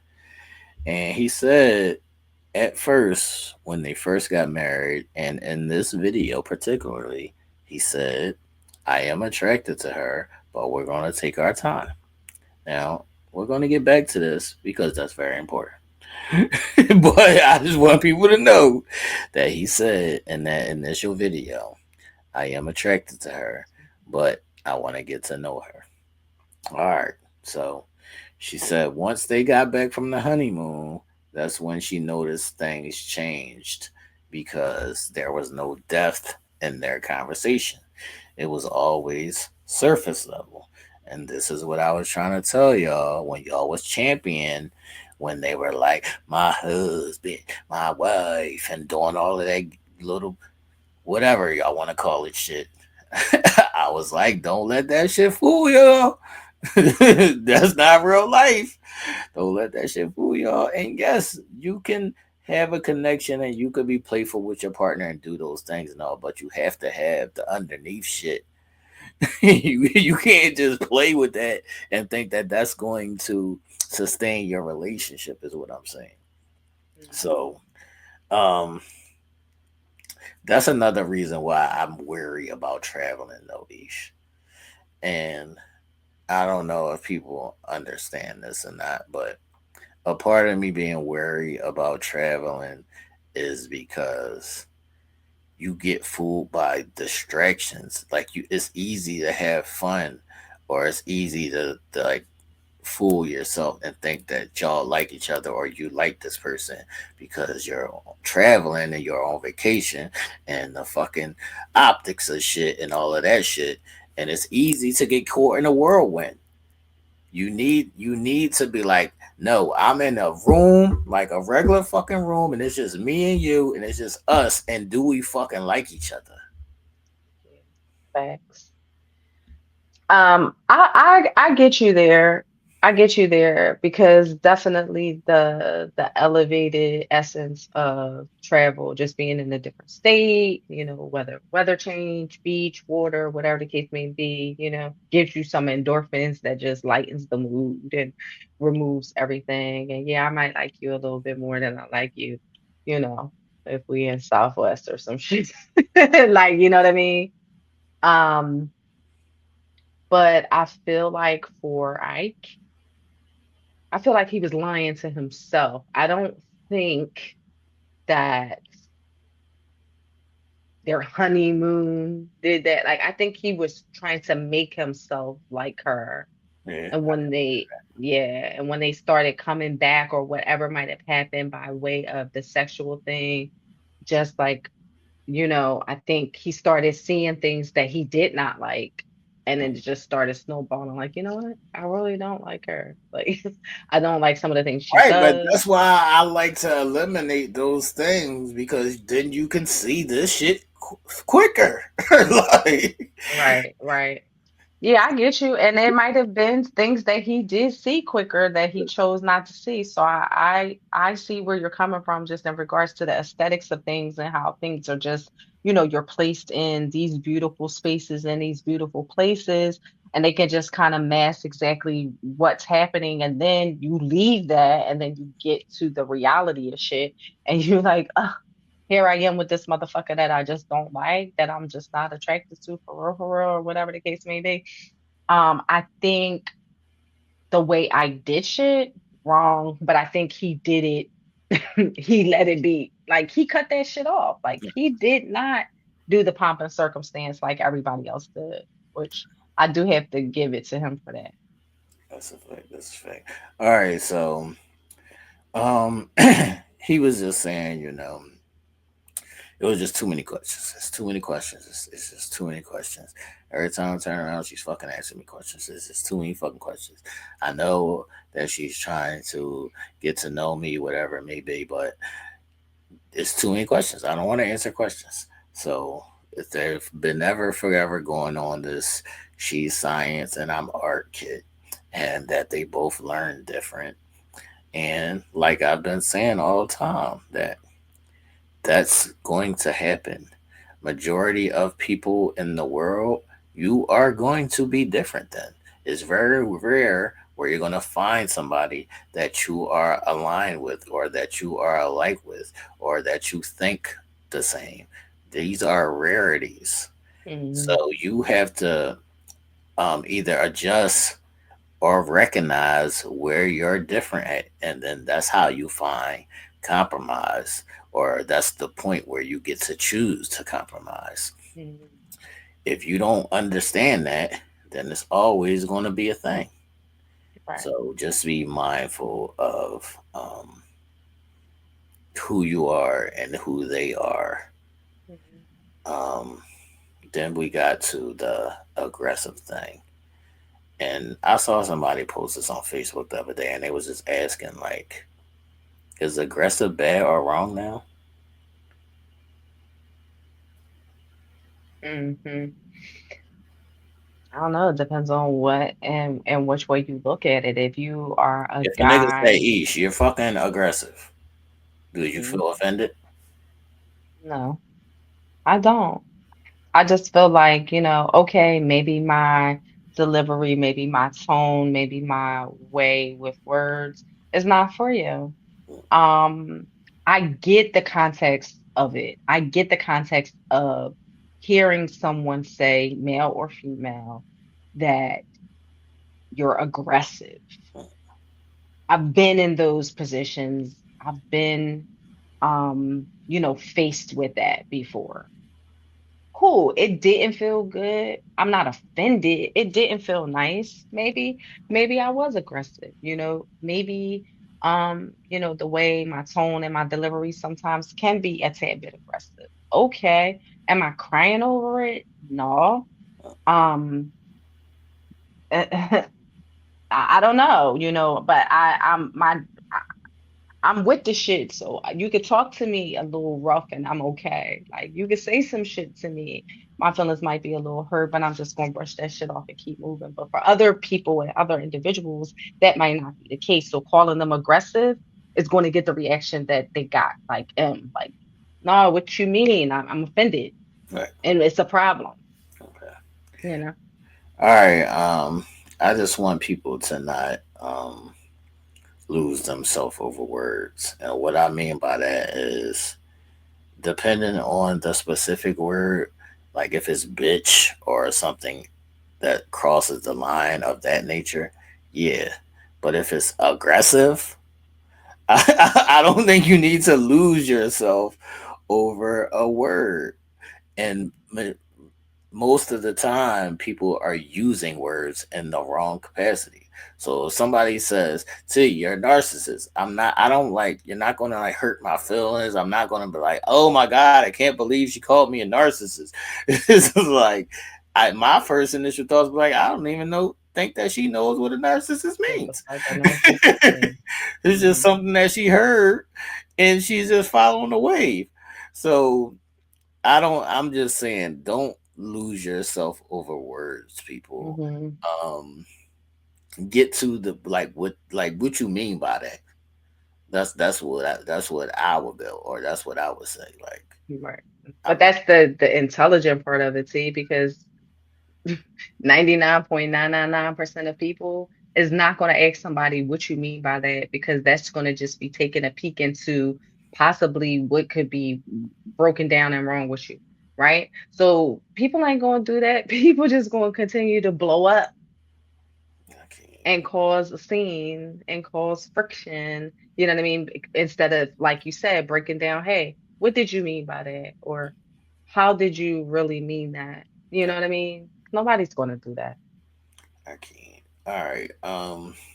Moving along. Ike said, "I want my Michelle Obama, my peanut butter and jelly." Are you laughing? You sure want my Michelle Obama? Because that shit was fucking hilarious.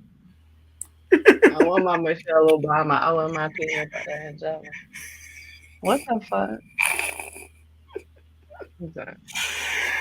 Um, Jonathan Majors with the "I want my fucking Coretta Scott King, whatever the fuck," and Ike with the "I want my Michelle Obama" My shit. Michelle Obama. I can't. Um, Shout out to all the black men in general, but I just want to let y'all know, these people that y'all are speaking of are like unicorns. So you can't just be like, "I want my Michelle" or "I want my Coretta." Let them be them. Like, that's Coretta and that's Michelle. You ain't Barack and you ain't Martin Luther King. Facts. So what are we talking about What are here? we talking about? That's full facts. That's full What- facts. so what are we talking about here? You could say, "I want my woman to be classy," or whatever it may be. You doing that is just like, Yeah. Yeah. And I think it's unfair to the right. person on the other end too, because you're having them battle to to hold a higher standard or some expectation that you have in your mind over a person that you're idolizing, like, you know what I mean? And so therefore that's unfair to them because they're just she's just M. That's what I'm saying. It's like, "I want my Queen of England." How is she supposed to be the Queen of England? Right. How is she supposed to be that when she's her? Right. And she's got to live in her truth. Like, she's got to be who she is. And plus, not only that, like, on that marriage application or whatever for the show, it didn't say you must be Michelle Obama. So she is trying to walk in some footsteps that she don't even know or understand. So here she is being her, and here you are saying, "Oh, she's got to be this." I think that's just unfair. I think that's selfish, and I think that's corny. And also, it's a lie because Michelle is not shutting up when Barack is talking. Michelle likes to talk. She got a new podcast coming soon. That's fact. That's fact. And she gonna be asking some questions because I don't understand what the problem is about asking questions, and I'm sure Michelle asked them. So what are you talking about, Ike? It's Shut fact. up. That's a fact. All right. M spoke to men being intimidated by her success. So then, in essence, they try to belittle her. And I see women saying this often that men are intimidated by successful women. Do you agree to that concept? I think it does happen for sure, but I also think that happens in spaces where, you know, women might date underneath Correct. them, underneath like the level and the capacity of, you know, that doesn't have to be financially. So, I don't want to be mistaken by that statement that I just made, but I mean, it could be mentally, it could be on the same wavelength, it could be just a whole bunch of different things. But if let's just say, M's making 500,000 a year, right? Right? But she chooses to engage because she doesn't care how much he makes. Right. But she chooses to engage somebody who, didn't go past high school and, has a regular, he's a truck driver or a bus driver, for instance, or something. You know what I mean? She doesn't care about none of that. She wants a companion. She wants somebody that she can, honor and love and be a partner with. But he can't see past that. Like, he can't see past the divide. So he's going to, if he's insecure, Right. yeah, he's going to try to stab at her and bring her down a little bit, a notch, every little chance he get, chip away at her self-esteem. All right. I see that. Yeah, there's a couple different layers to that concept or that sentiment. So, is there men that's intimidated by successful women? Yes, of course Mm, there is. It's the same way how there's some men that's intimidated by beautiful women. They would choose the fat ugly joint out the crew because they don't want to deal with the attention that the beautiful girl in the crew is going to get. So yes, men are intimidated by not only success. It could be looks. It could be various things. It could be a mhm, number of things. Those are those insecure men.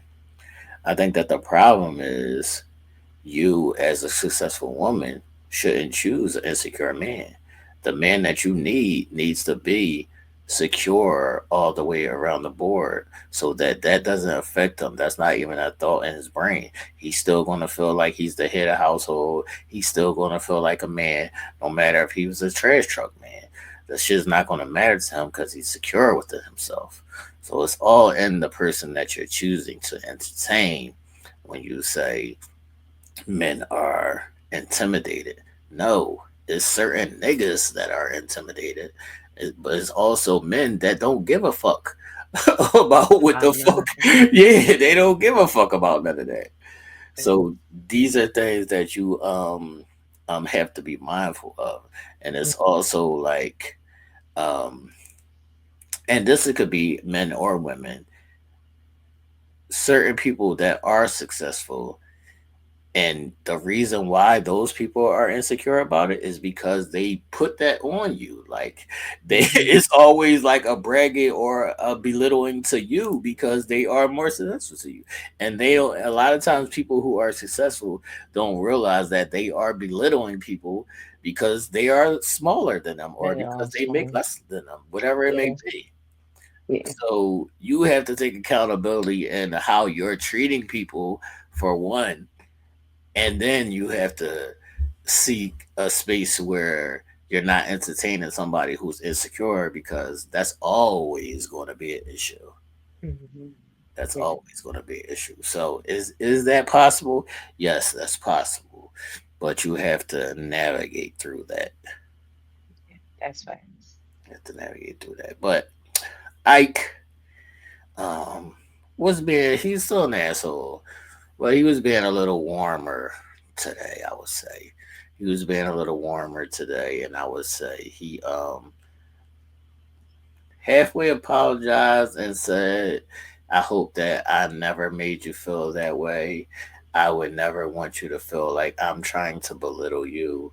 Um, why are you laughing? I'm sorry. That was rude. That's what he said. Why you laughing? No, he definitely did say that. So, yeah, I feel like Ike was trying to be a little warmer today, man. Hmm. So, as we get down to the nitty gritty, they was saying, what happened with the sexual breakdown? Like, did M really rape you? Did she put her thumb in your butt? What happened? What the fuck happened? So she said he was giving me mixed signals. One minute he's hot, one minute he's cold. One minute he's hot, one minute he's cold. He put my hand on his dick. X, Y, and Z. I don't know. I don't know. She was like, I don't know. I didn't know what to do. I don't know what happened. I one minute he wanted me, the next minute he didn't want me. I don't know. We didn't talk about it. He never gave me an answer. Now here it comes. Ish, you said you want the truth. Nothing but the truth. Always give me the truth, no matter if it hurts or what. He said to her face, I wasn't attracted to you in any way sexually. If you saw her face, it hurted. Hmm. You Okay. good? You good? I'm good. I'm good. I'm not, I always say truth doesn't necessarily mean that it is not gonna fucking hurt. It can hurt like hell, but you know what? That is what is necessary and needed for you to move on in a good space instead of just the what if, wondering why. Now she knows it hurt like fuck, and she probably already knew it in a sense. Excuse me. You good? So hearing it was probably what she needed to finalize her feelings and open wounds in regards to this shit. And he should have said that shit a long time ago. Um, I'll agree to a degree. And I'll agree to a degree only because I think you have to judge the person. So I think M is strong enough, even though I saw that it hurt her in her face, I think she's strong enough to be like, all right, that's him. I think other people could be like, all right, I'm not sexually attractive and I might kill myself tomorrow. So that's where the line is drawn of why people don't tell the truth or not because they don't know how to have discernment or they don't know how to distinguish who can handle what truths. Especially in this instance where I don't really know you like that. So it's hard to gauge it because I don't know what you can handle because we just met.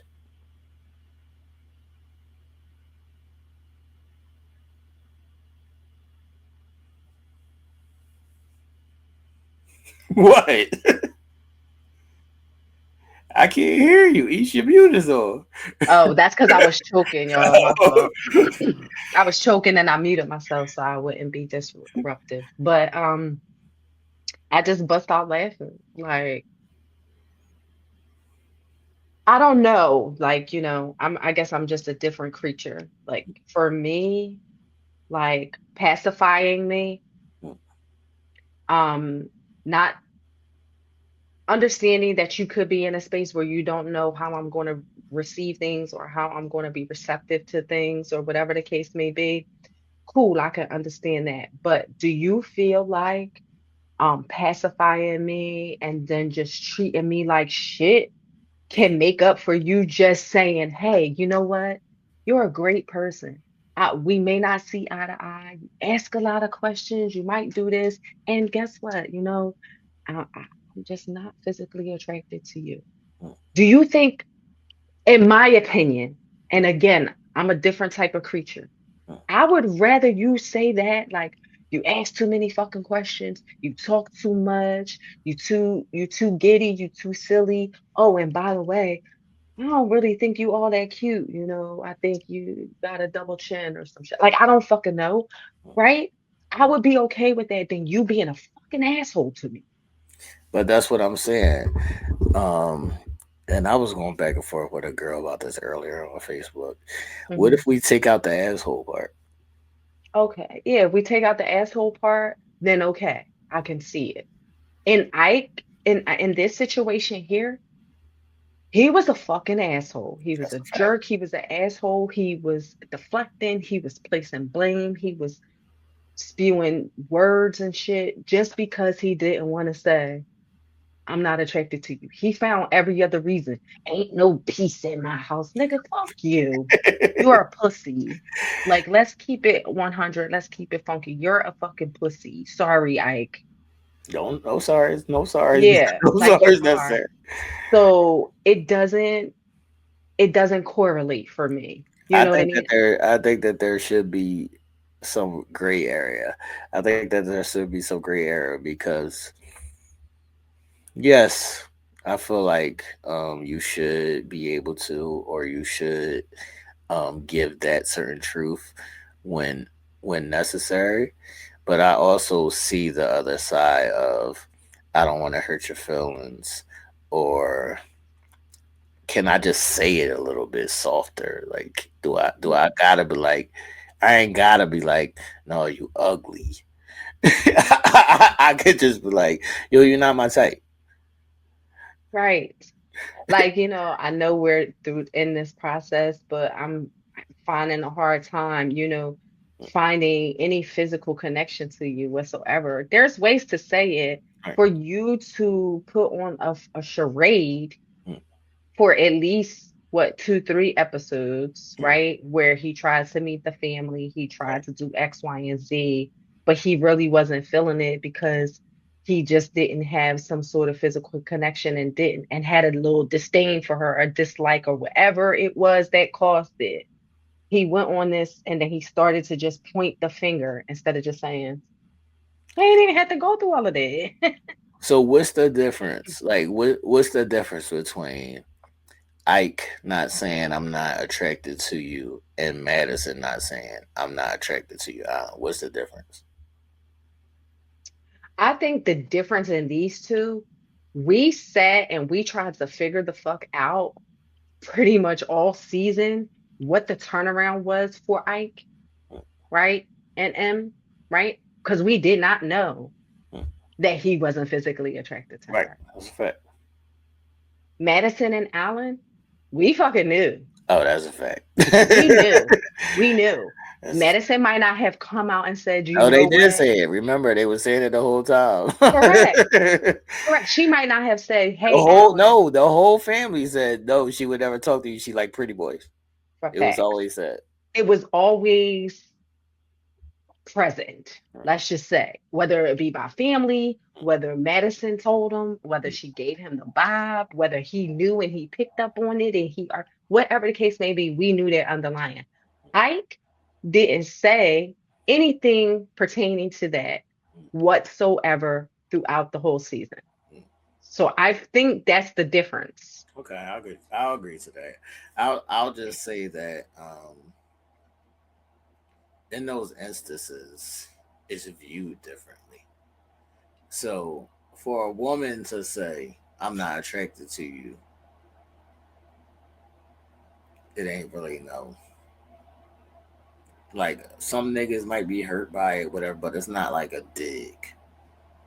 For a nigga to say it to a girl, it kind of hits a little different. Is that not agreeable? Yeah, I would agree. I would agree. And then it's, you get some beasts who just don't give a fuck. Right. You But say. most do And give a fuck. most do give a fuck. And I think it's kind of difficult for men too, because there's some Right. men who can't take that either, you Right. know?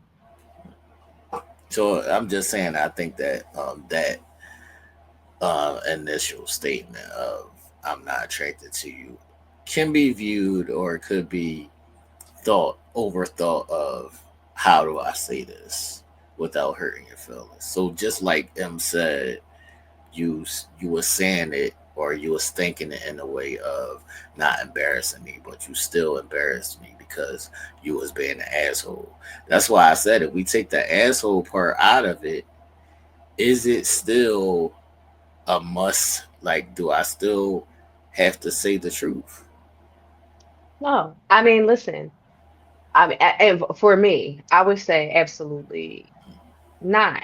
If you're not being an asshole and we just fizzle out, like, you know what I mean? It just fizzle out and we don't make a connection, I don't talk to you as often, I don't see you as often. Obviously, there's no physical connection. Then boom, we figure it out and we know we go about our ways, no harm, no foul. It's just simple. I mean, well, it's simple in my mind, right? But Right. it may not necessarily be that simple in context, and I understand that. But it, just do that versus I think that that only gets lost in translation because, well, I guess I'll have to say, man. Hold on, let me change my shit. But Mhm. I guess I'll have to say that maybe you do have to say it only because if the nigga don't say it and then we're waiting for this to fizzle out, then one side might feel like you was leading me on.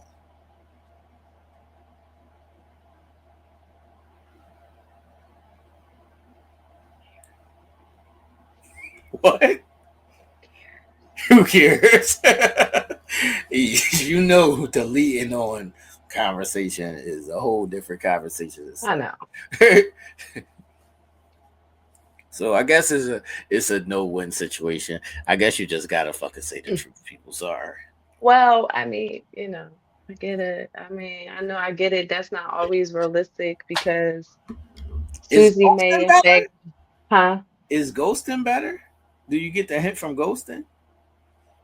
Well, that's what I'm saying. Even if you don't want to ghost the person, like understanding energy is important. People like understanding energy. Some things don't need to be said. Some things, sure, they can be said, but some things don't need to be said. I think some things have to be said without them being said. So I feel like if I ghost you, I said it without saying it. Right. Okay. Okay. Yes. And that's what I mean. Like, if it fizzles out and you don't necessarily ghost, but again, we don't text that much, we don't see each other that much, we're not interacting, we ain't sharing, we're not doing nothing, you kind of know, okay, this wasn't it. I'm wanting something else anyway. I'm giving somebody else my undivided attention. Period. And it's said without being said. Similar to ghosting, but what if it's just peekabooing? Not peekabooing. I feel like I people, see you every now and again. right, but this is what I'm saying. That's why I was saying, with David and with whoever about the whole rookie thing. A lot of people be rookies. That's why they don't know how to handle being in these certain situations. They get like clusterfucked and be like, I don't know if I should say it, if I shouldn't say it, how I should say it. And it's like a whole thing where Hmm. they just mind fuck them fucking selves. So Yeah. it's Yeah. I just, experience thing. So it's yeah. like that's why I say all season. I hope people are paying attention and learning. These are learning and teaching moments where you could even be talking to your partner and say, if we were in this kind of situation, then I would like the conversation. Yeah. Yeah, for sure. I agree. And I feel like sometimes, like, see, we can have emotionally intelligent individuals such as yourself who can understand the process of things, the process of thought, the thought process, the emotional process, being able to balance them, healthy, Right. um, right? And then you have some people who have experiences, right, that don't know how to or did not know how to process those experiences, right? So we always say, experience is the best teacher.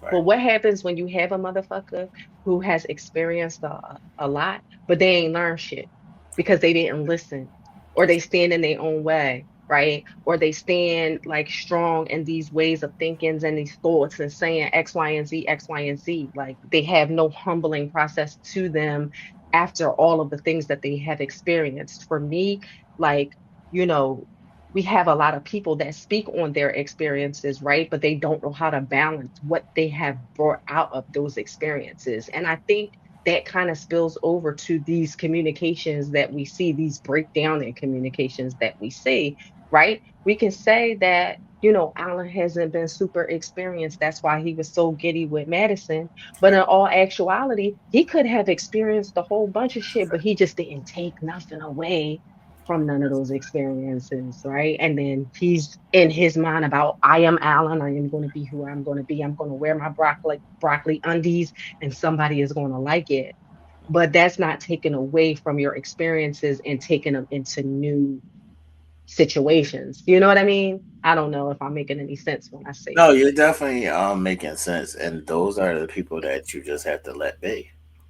Those are the people that you just have to let be, because people that don't learn from their experiences, um, where do you think that y'all are going? Yeah, facts. Facts. Y'all ain't going nowhere. They didn't learn from their previous experience. They're not going to learn from y'all current experience. They're not going to learn from y'all future experience. So where are y'all going? Those are the people that you just have to let be. That's why I always say sometimes people are not on the level with you. So, and wherever your level may be, if somebody's not on the level with you, you have to make conscious decisions on how you want to move forward, because you can't drag everybody. Everybody can't go. Hmm. Everybody Yeah, can't go. I'm sorry. Everybody that's can't go. true. All That's right. true. Before we get to my last thoughts on Ike and I just want to ask you about, what do you think about Ike's temperament during the reunion? Do you like? I feel like he was still being an asshole, or still had some snarky or smart comments here and there, but he seemed a little bit more calmer, a little bit more respectful. What was your thoughts on Ike's temperament? I thought the temperament was exactly where it should have been throughout the season. Like, if he would have led with that throughout the season, I think their outcome wouldn't have been different. Like, they wouldn't have been together, but they wouldn't be at the juncture that they're at now, where it's almost like, okay, I got you. Thanks for being nice and sweet, but you're still a dickhead. Right. And okay, I feel you and I understand who you are. You just asked a lot of questions and that's who you are. And I could have used some different words, but you still annoy the fuck out of me. Like, you know what I mean? They may not have ended Right. at those feelings. You know what I mean? If he had a kind of sort of led with that temperament throughout the season. But I could appreciate like what he brought this reunion. I was pleasantly surprised because I thought he was gonna be on his normal shit. I Right. was ready. I was like, I gonna be on his little shit with this dumbass hat on. But there's two folds to that. There's two folds to that. So it could be because this is a year from, before. I could have did some reflecting. Um, Mhm. it could also be her dude over there. So I know if I get out of pocket, some shit might be. It might be some shit. Hey, that's I didn't even think of that. And that's why I be saying you have to see the full room. I didn't even think of that. That's definitely on one.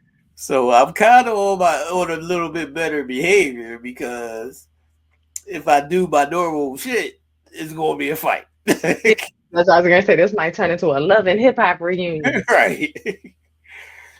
So yeah, we want to give Ike some credit for being better, I would say. But also don't forget that it could be because somebody else is in the back. That's fact. Brand dumb. Brand dumb. Brand dumb. Man. All right, so I thought that this was a very interesting part where they addressed the letter. And M was saying, you know, I needed to express myself and just get my shit off basically because he was treating me like shit the whole time. And I think that once again, Ike, and this is the moments where I say a nigga gotta eat it. Sometimes a nigga gotta eat it. And in that moment he ate it because he understood she's hurt. She's just, you know, expressing herself. And that's why what he did in that moment is what he should have did in a lot of moments. I agree. Just let it rock. But sometimes pride and ego don't allow people to, you know, not just men or Right. not just Ike, you know, just don't allow you to do that because it's like, what? You reading this shit trying to oh, it's about to be on and popping up in here. But yeah, you're right. Like that grace that he allowed her there was probably what he should have been doing well before that. Right. All right. How did you feel when M said, I wish I would have given up easier? I thought that was powerful. Yeah, that's some real shit.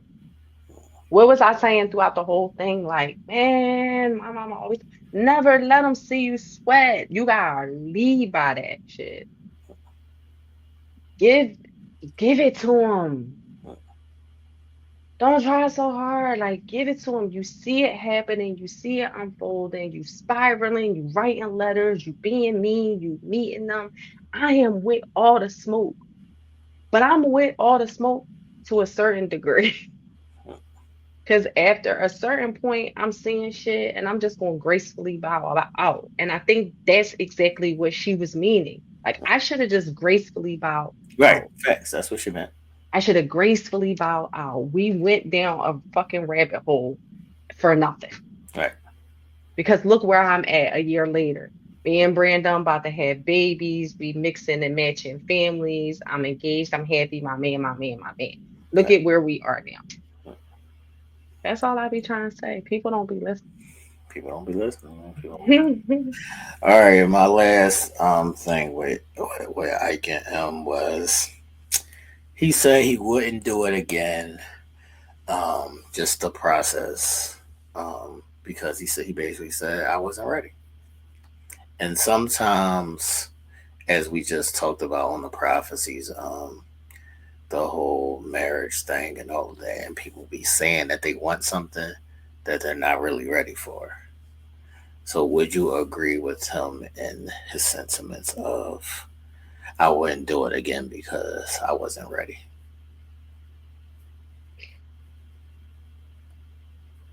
Oh, sorry, I fell asleep for a second there. Because I can't. I nodded off. I dozed off. Because what the fuck, Ike? He wasn't ready. Is he allowed not to be ready? He definitely is allowed, you know, but you know, just like he was an asshole at times, I think that's just me being an asshole now. Like when you sign up for certain things, right? And you fill out shit and you say, you know what, I want to be there. It's like, matter of fact, you come back a second time round. That's true. And you just change mid-shift and say, you know what? I'm not ready. I'm not gonna do it. We can't say that because sometimes you don't know until you in it. No, T. No, sometimes you we're not think going. sometimes you think you're ready for something, and then you get in it, and then you realize, no, I wasn't ready for this. I would agree. Not, I don't agree. I will agree with what you're saying. Absolutely, 100%. I don't agree with it being Ike. Okay, My letters to my wife, Amazon selling, music, that was guitar bullshit. playing, That was always poetry. bullshit. Facts. This was for a purpose. He wasn't ready because that's not what he was there for. I can't. I come on the show to sell your your library of bullshit. Okay. And to get your exposure, please, sir. This is the only time you come around times two and then claim that you're not ready. I'm not buying it with Ike. Like, I will give people passes all day. Miss BOD, benefit of the doubt. I am her. Okay. But I'm not giving Ike that shit. Like, you get it if you give me a little something. Two times around, nah, no, I'm not buying it from him. And people do have moments where they just, you know what, this is not for me. No, Ike, you're a bullshit artist. Sorry. Oh, I'm definitely a bullshit artist. I'm not going to hmm deny or go against that. But I do know that some people get into shit that they're not ready for. More hmm often than more often hmm than not, people get into shit that they're not ready Yeah. for, and that's even just a basic relationship. Get hmm into relationships, people get into marriages, people have sex that they're not ready for and they can't handle, and that happens. And we gotta allow that space to be like, okay, that's okay. hmm It's hmm okay that you wasn't ready. Right. Like, it's okay. Yeah. Yeah. But the point that you're making, that don't just because you're not ready or just because whatever it may be, that don't mean you got to be an asshole. hmm And that's the conversation that I was having earlier, Yeah. of somebody being saying, "Well, why do you got to be an asshole?" And I think that I spoke about this before about the hurting people. So it's like you hurt me. So instead of it's like you said, the emotional intelligence of it, people don't process. Like that's why sometimes I take steps back and view the room because you gotta process it. When if you just react in that space, then you're gonna be if you're hurt, you're gonna hurt. You're gonna hurt hmm them, and that's what it is. So I don't just him being an asshole was actually him his insecurity showing, and I think you said that before as well. I think that's his insecurity showing. So in his mind, she hurt him, so I'm gonna hurt you, hmm which Yeah. is wrong. Which is wrong. I mean, and it happens more times than not. Like, in just regular everyday situations too. Like people just that's just the way that they move. That's the way that that's the only way they know how to move in Right. certain instances. So, you know, shout out to Ike though. I mean, I guess Shout out though. you can get a little, hey, what's Mikey up Buddy with your blue Love. brother? With your Mikey, blue brother. Mikey Buddy Love. All right, Lord. wrap it up. I'm excited for part two of the reunion. I'm excited to see what Carla and Juan break down and discuss what was the actual initial things. I do think that Juan is going to speak to his attraction to Carla because some people is not with the like, even though she's beautiful, some people is not with the petite chicks. Like they don't necessarily find that attractive. To each his own. I think she's good enough to go. I would power drive her. Um, Power trip. I'm just saying. So I'm interested to see part two of the reunion. Um, if David is going to actually answer the question that was proposed at the end of this episode. Um, and I need to see the guys. Oh, they're going to hold the doctors accountable as well. The experts is going to be there. So yeah, I'm ready to see what else is in store as we wrap up. Yeah, yeah. Me too. Me too. I think part one was great. I think they did tackle some shit in the part one. I think Kevin tried to spice it a little bit, but I don't think it was released 100% the spice, you know what I mean? There's a couple of times where he tried to get David, you know what I mean? Um but I'm interested to see what part two really reveals, not only with Juan and Carla, but also with just how things are wrapping up, and also with MM and Brandon. I am, man, first of all, this is what I want to say real quick about and Brando. M, be mindful of this nigga just trying to get off his sister's couch. What the fuck? Right. I wonder, they should have said that. Kevin said, should have been like, well, what are the living situations now?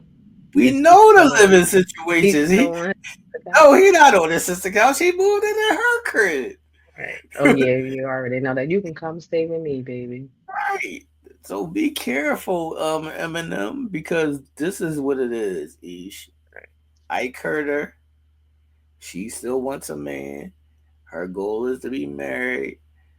This nigga is saying all the right things, but in all actuality, he just wants to get off his sister's couch. Yeah, facts. He wants to move on from his fucking divorce. He wants to not have to work super hard to get back on his feet. So boom, shakalaka, he moved right on in. Perfect. It's perfect. It's a fact. So be mindful of people's intentions on why they all of a sudden want you in X, Y, and Z. Because Brandon, we would hope Mm-hmm. and we would bear towards faith that he's genuine and he's always had a crush on him, even though she looks like Gargamel. We would hope that it's a genuine thing. But I always say, if something is genuine, what's the rush? Mm-hmm.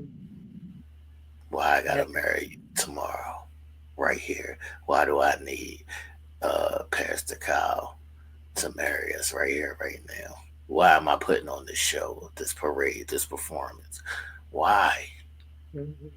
If I That's fair. if I genuinely fuck with you like that, I want us to do our own thing. Mm-hmm. Why are we doing this for the show? Mm-hmm. That's facts. That's what I would say. Mm-mm.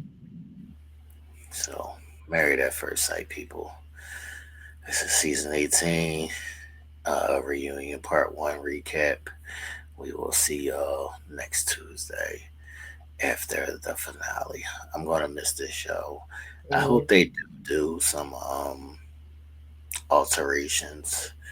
I would like them to go back to certain things they did in past seasons, Mm-hmm. as far as how they pick and match the cast.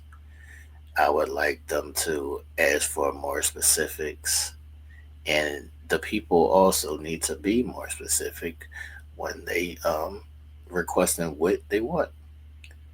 Madison said she didn't want no black guy. She was a black guy. Facts. Facts.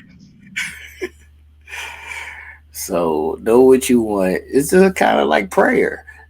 Know what you want and speak it specifically in detail. That's what they say. When you're supposed to pray, people, you don't pray like, dear God or dear Jesus, I just want any car. And then he gives you a limit. You can't be mad that you got a limit. You wasn't specific. I can't. So you gotta be specific. Mm. what you're asking for and what you're manifesting and things of that nature, and also do some fucking work, fucking lazy fucking bastards. That's facts. I think nobody wants to really fucking do the work. That's a And not fact. nobody, not nobody. You know, obviously there's people that's front and center that want to do the work, that will do the work, that's, may not be met halfway on the work. We got it. But a lot of people is lazier than a motherfucker. It's a And they don't fact. want to do the work. They don't want to do it. It's a fact. That's why they on dating apps. Yeah. That's why they on dating apps. They don't want to do the work. I want to do Do the. the work. That's Mm-mm-mm. Do the um, work, folks. do the work, folks. Do That's the work. Yesha's last words. Do the work, man. Do the work. Do the fucking work, people. All Right. right, we're gonna get up out of here. Y'all have a good one. Make sure y'all hit that thumbs up button, like and share the video. Let us know your thoughts in the comments and in the chat section. And like I said, we will see y'all after part 2 of the reunion. Everybody have a good one. Deuces.